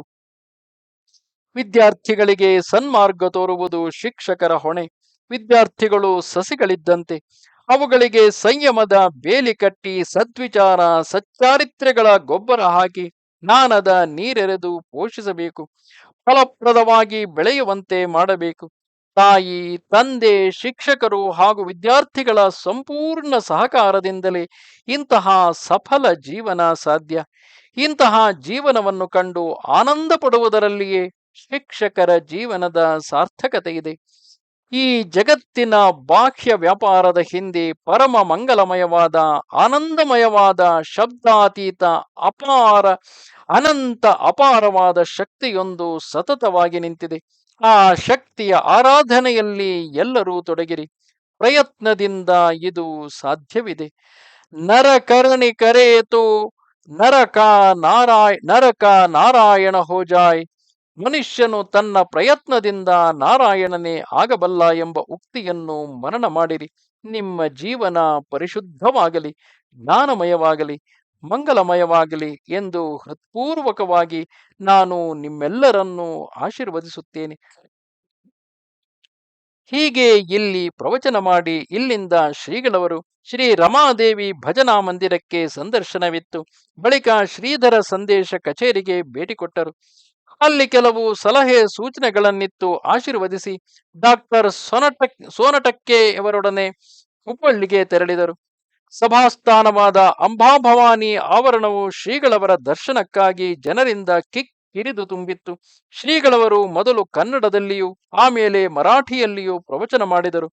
ಅನಂತರ ಎಲ್ಲರಿಗೂ ಮಂತ್ರಾಕ್ಷತೆ ಆಶೀರ್ವಾದಗಳನ್ನು ನೀಡಿ ಪುನಃ ಬ್ಯಾಹಟ್ಟಿ ಮಾರ್ಗವಾಗಿ ಕುರ್ತಕೋಟೆಗೆ ತೆರಳಿ ಅಲ್ಲಿಯ ಕಾರ್ಯಕ್ರಮಗಳನ್ನು ಪೂರೈಸಿ ಧಾರವಾಡಕ್ಕೆ ಬಂದರು. ಇಲ್ಲಿಯ ಸಂಸ್ಕೃತ ಪಾಠಶಾಲೆಯಲ್ಲಿ ಶ್ರೀ ಬಾಲಚಂದ್ರ ಶಾಸ್ತ್ರಿಗಳು, ಭಕ್ತ ಮಂದಿರದ ಸಂಸ್ಥೆ, ಬಾಂಬೆ ರೆಸ್ಟೋರೆಂಟ್, ಫೋಟೋಗ್ರಾಫರ್ ನೇರ್ಲೇಕರ್ ಮುಂತಾದವರಿಂದ ಪಾದಪೂಜೆಗಳನ್ನು ಸ್ವೀಕರಿಸಿ ಆಶೀರ್ವದಿಸಿ ಶ್ರೀಗಳವರು ಇಲ್ಲಿಂದ ಅಂಕಲಗಿಗೆ ಪ್ರಯಾಣ ಬೆಳೆಸಿದರು. ಶ್ರೀಗಳವರಿಗೆ ಪ್ರವಾಸ ಹಾಗೂ ಹಗಲಿರುಳೆನ್ನದ ಕಾರ್ಯಕ್ರಮಗಳಿಂದಾಗಿ ವಿಶ್ರಾಂತಿಯ ಅವಶ್ಯಕತೆಯಿತ್ತು. ಅಲ್ಲದೆ ಸ್ವಲ್ಪ ಅವಶ್ಯವಾದ ಲೇಖನದ ಕಾರ್ಯಕ್ರಮವೂ ಇದ್ದುದರಿಂದ ಬೆಳಗಾವಿ, ವೆಂಗುರ್ಲಾ, ದಾವಣಗೆರೆ, ನಂಜನಗೂಡಿನ ಕಾರ್ಯಕ್ರಮಗಳನ್ನು ರದ್ದುಗೊಳಿಸಿ ಶ್ರೀಗಳವರು ಏಕಾಂತಕ್ಕಾಗಿ ಸಜ್ಜನಗಡಕ್ಕೆ ತೆರಳಿದರು. ಪರೋಪಕಾರಾಯ ಸತಾಂ ವಿಭೂತಯ ಎಂಬಂತೆ ಸಜ್ಜನಗಡವನ್ನು ತಲುಪಿ ಒಂದೆರಡು ದಿನದಲ್ಲಿಯೇ ಪ್ರಸಿದ್ಧವಾದ ಆರ್ಯ ಸಂಸ್ಕೃತಿ ಪುಸ್ತಕದಲ್ಲಿ ಇನ್ನೂ ಕೆಲವು ವಿಷಯಗಳನ್ನು ಸೇರಿಸಬೇಕೆಂದು ಶ್ರೀಗಳವರು ಲೇಖನಕ್ಕೆ ಪ್ರಾರಂಭ ಮಾಡಿದರು. ಶ್ರೀಧರ ಕುಟಿಯ ಮಹಡಿಯ ಮೇಲೆ ಈ ಕಾರ್ಯಕ್ರಮವು ನಡೆಯುತ್ತಿತ್ತು. ಆವಾಗ ನಿಯಮಿತ ವೇಳೆಯ ಹೊರತಾಗಿ ಯಾರಿಗೂ ದರ್ಶನವಿರಲಿಲ್ಲ. ಶ್ರೀಗಳವರು ಬರೆದುದನ್ನು ನಕಲು ತೆಗೆಯಲು ಗೋಡಸೆ, ಪ್ರಭಾಕರ ಪಾಂಡೆಯವರ ಜೊತೆಗೆ ಪುಣೆಯ ಮಾಧವರಾವ್ ಪಳನಿಟ್ಕರ್ ಮುಂತಾದ 2-3 ಜನರು ಮಾತ್ರ ಶ್ರೀಗಳವರ ಹತ್ತಿರ ಇರುತ್ತಿದ್ದರು. ಈ ಪಳನಿಟ್ಕರರು ಅನಂತರ ಬೇರೆಯವರಿಂದ ಸನ್ಯಾಸ ಆಶ್ರಮ ಸ್ವೀಕರಿಸಿ ಶ್ರೀ ಸತ್ಯದೇವಾನಂದ ಸರಸ್ವತಿ ಸ್ವಾಮಿ ಎಂಬ ಹೆಸರು ಪಡೆದರು. ಹೀಗೆ ಕೆಲವು ದಿವಸ ಕಳೆಯುವಷ್ಟರಲ್ಲಿ ಶ್ರೀರಾಮನವಮಿಯು ಸಮೀಪಿಸಿತು. ಶ್ರೀ ಸಜ್ಜನಗಡದಲ್ಲಿಯೇ ಶ್ರೀರಾಮನವಮಿ ಉತ್ಸವದ ಸಿದ್ಧತೆ ಆಯಿತು. ಉತ್ಸವವು ಪ್ರಾರಂಭಿಸಲ್ಪಟ್ಟು ಕ್ರಮವಾಗಿ ಸಾಗಹತ್ತಿತು. ಪ್ರಾತಃ ಕಾಲದ ಭಜನೆ, ಪಲ್ಲಕ್ಕಿ ಉತ್ಸವ, ಶ್ರೀರಾಮಾಯಣದ ಬಾಲಕಾಂಡ ಶ್ರವಣ, ಮಹಾನೈವೇದ್ಯ, ಮಹಾಮಂಗಳಾರತಿ, ಪ್ರದಕ್ಷಿಣೆ, ಪ್ರಾರ್ಥನೆ, ಪ್ರಸಾದ ವಿತರಣೆ ಅಂದರೆ ಭೋಜನ, ಮಧ್ಯಾಹ್ನದ ಮೇಲೆ ಶ್ರೀಗಳವರ ಪ್ರವಚನ, ಸಾಯಂ ಸ್ನಾನ, ಅನುಷ್ಠಾನ, ಉಪಾಸನೆ, ನೈವೇದ್ಯ, ಮಂಗಳಾರತಿ, ಮಂತ್ರಪುಷ್ಪ, ಪಲ್ಲಕ್ಕಿ ಉತ್ಸವ, ಮತ್ತೊಮ್ಮೆ ಆರತಿ, ಶ್ರೀ ದಾಸಬೋಧ ವಾಚನ, ದೇವರ ತಾಂಬೂಲ ಸೇವೆ, ಪಂಚಪದಿ, ಇಷ್ಟು ಮುಗಿದ ಮೇಲೆ ಸಾರ್ವಜನಿಕ ಫಲಾಹಾರ ಅಥವಾ ಊಟ ಮಾಡುವವರಿಗೆ ಊಟ. ಹೀಗೆ ಕಾರ್ಯಕ್ರಮವಿತ್ತು. ಅತಿ ಆನಂದವಾಗಿ ರಾಮನವಮಿ, ಹನುಮ ಜಯಂತಿ ಉತ್ಸವಗಳು ಮುಗಿದವು. ಶ್ರೀಗಳವರ ಕೃಪಾಶೀರ್ವಾದದಿಂದ ಜನಿಸಿದ ತಮ್ಮ ದ್ವಿತೀಯ ಪುತ್ರ ಶ್ರೀಪಾದನ ಉಪನಯನ ಸಮಾರಂಭಕ್ಕೆ ಮಂಗಳೂರಿಗೆ ಬರಬೇಕೆಂಬ ಶ್ರೀಧರ ಶೆಣೈಯವರ ಕೋರಿಕೆಯನ್ನು ಮನ್ನಿಸಿ ಶ್ರೀಗಳವರು ಸಜ್ಜನಗಡದಿಂದ ಶ್ರೀಧರ ಶೆಣೈಯವರ ವ್ಯಾನಿನಲ್ಲಿ ಹೊರಟು ಮಧ್ಯಾಹ್ನ ಕೊಲ್ಲಾಪುರದಲ್ಲಿ ಭಿಕ್ಷೆಯನ್ನು ಪೂರೈಸಿ ರಾತ್ರಿ 8 ಗಂಟೆಗೆ ಧಾರವಾಡಕ್ಕೆ ಆಗಮಿಸಿದರು. ಸಾಯಂ ಸ್ನಾನ, ಉಪಾಹಾರಾದಿಗಳನ್ನು ಶ್ರೀಧರ ಸೇವಾ ಸಮಿತಿಯ ಕಚೇರಿ ಕುಸುಮ ಕುಂಜದಲ್ಲಿ ಪೂರೈಸಿ ರಾತ್ರಿ 11 ಗಂಟೆಗೆ ಇಲ್ಲಿಂದ ಮಂಗಳೂರಿಗೆ ಪ್ರಯಾಣ ಬೆಳೆಸಿದರು. ತಾರೀಖ್ 18 ಏಪ್ರಿಲ್ 1960ರಂದು ಶ್ರೀಪಾದನ ಉಪನಯನವು ಸಾಂಗವಾಗಿ ನೆರವೇರಿತು. ವಟುವಿಗೂ ಆತನ ಮನೆಯ ಜನರಿಗೂ ನೆಂಟರಿಷ್ಟರಿಗೂ ಶ್ರೀಗಳವರು ಆಶೀರ್ವಾದ ಪೂರ್ವಕ ಫಲಮಂತ್ರಾಕ್ಷತೆಯನ್ನಿತ್ತರು.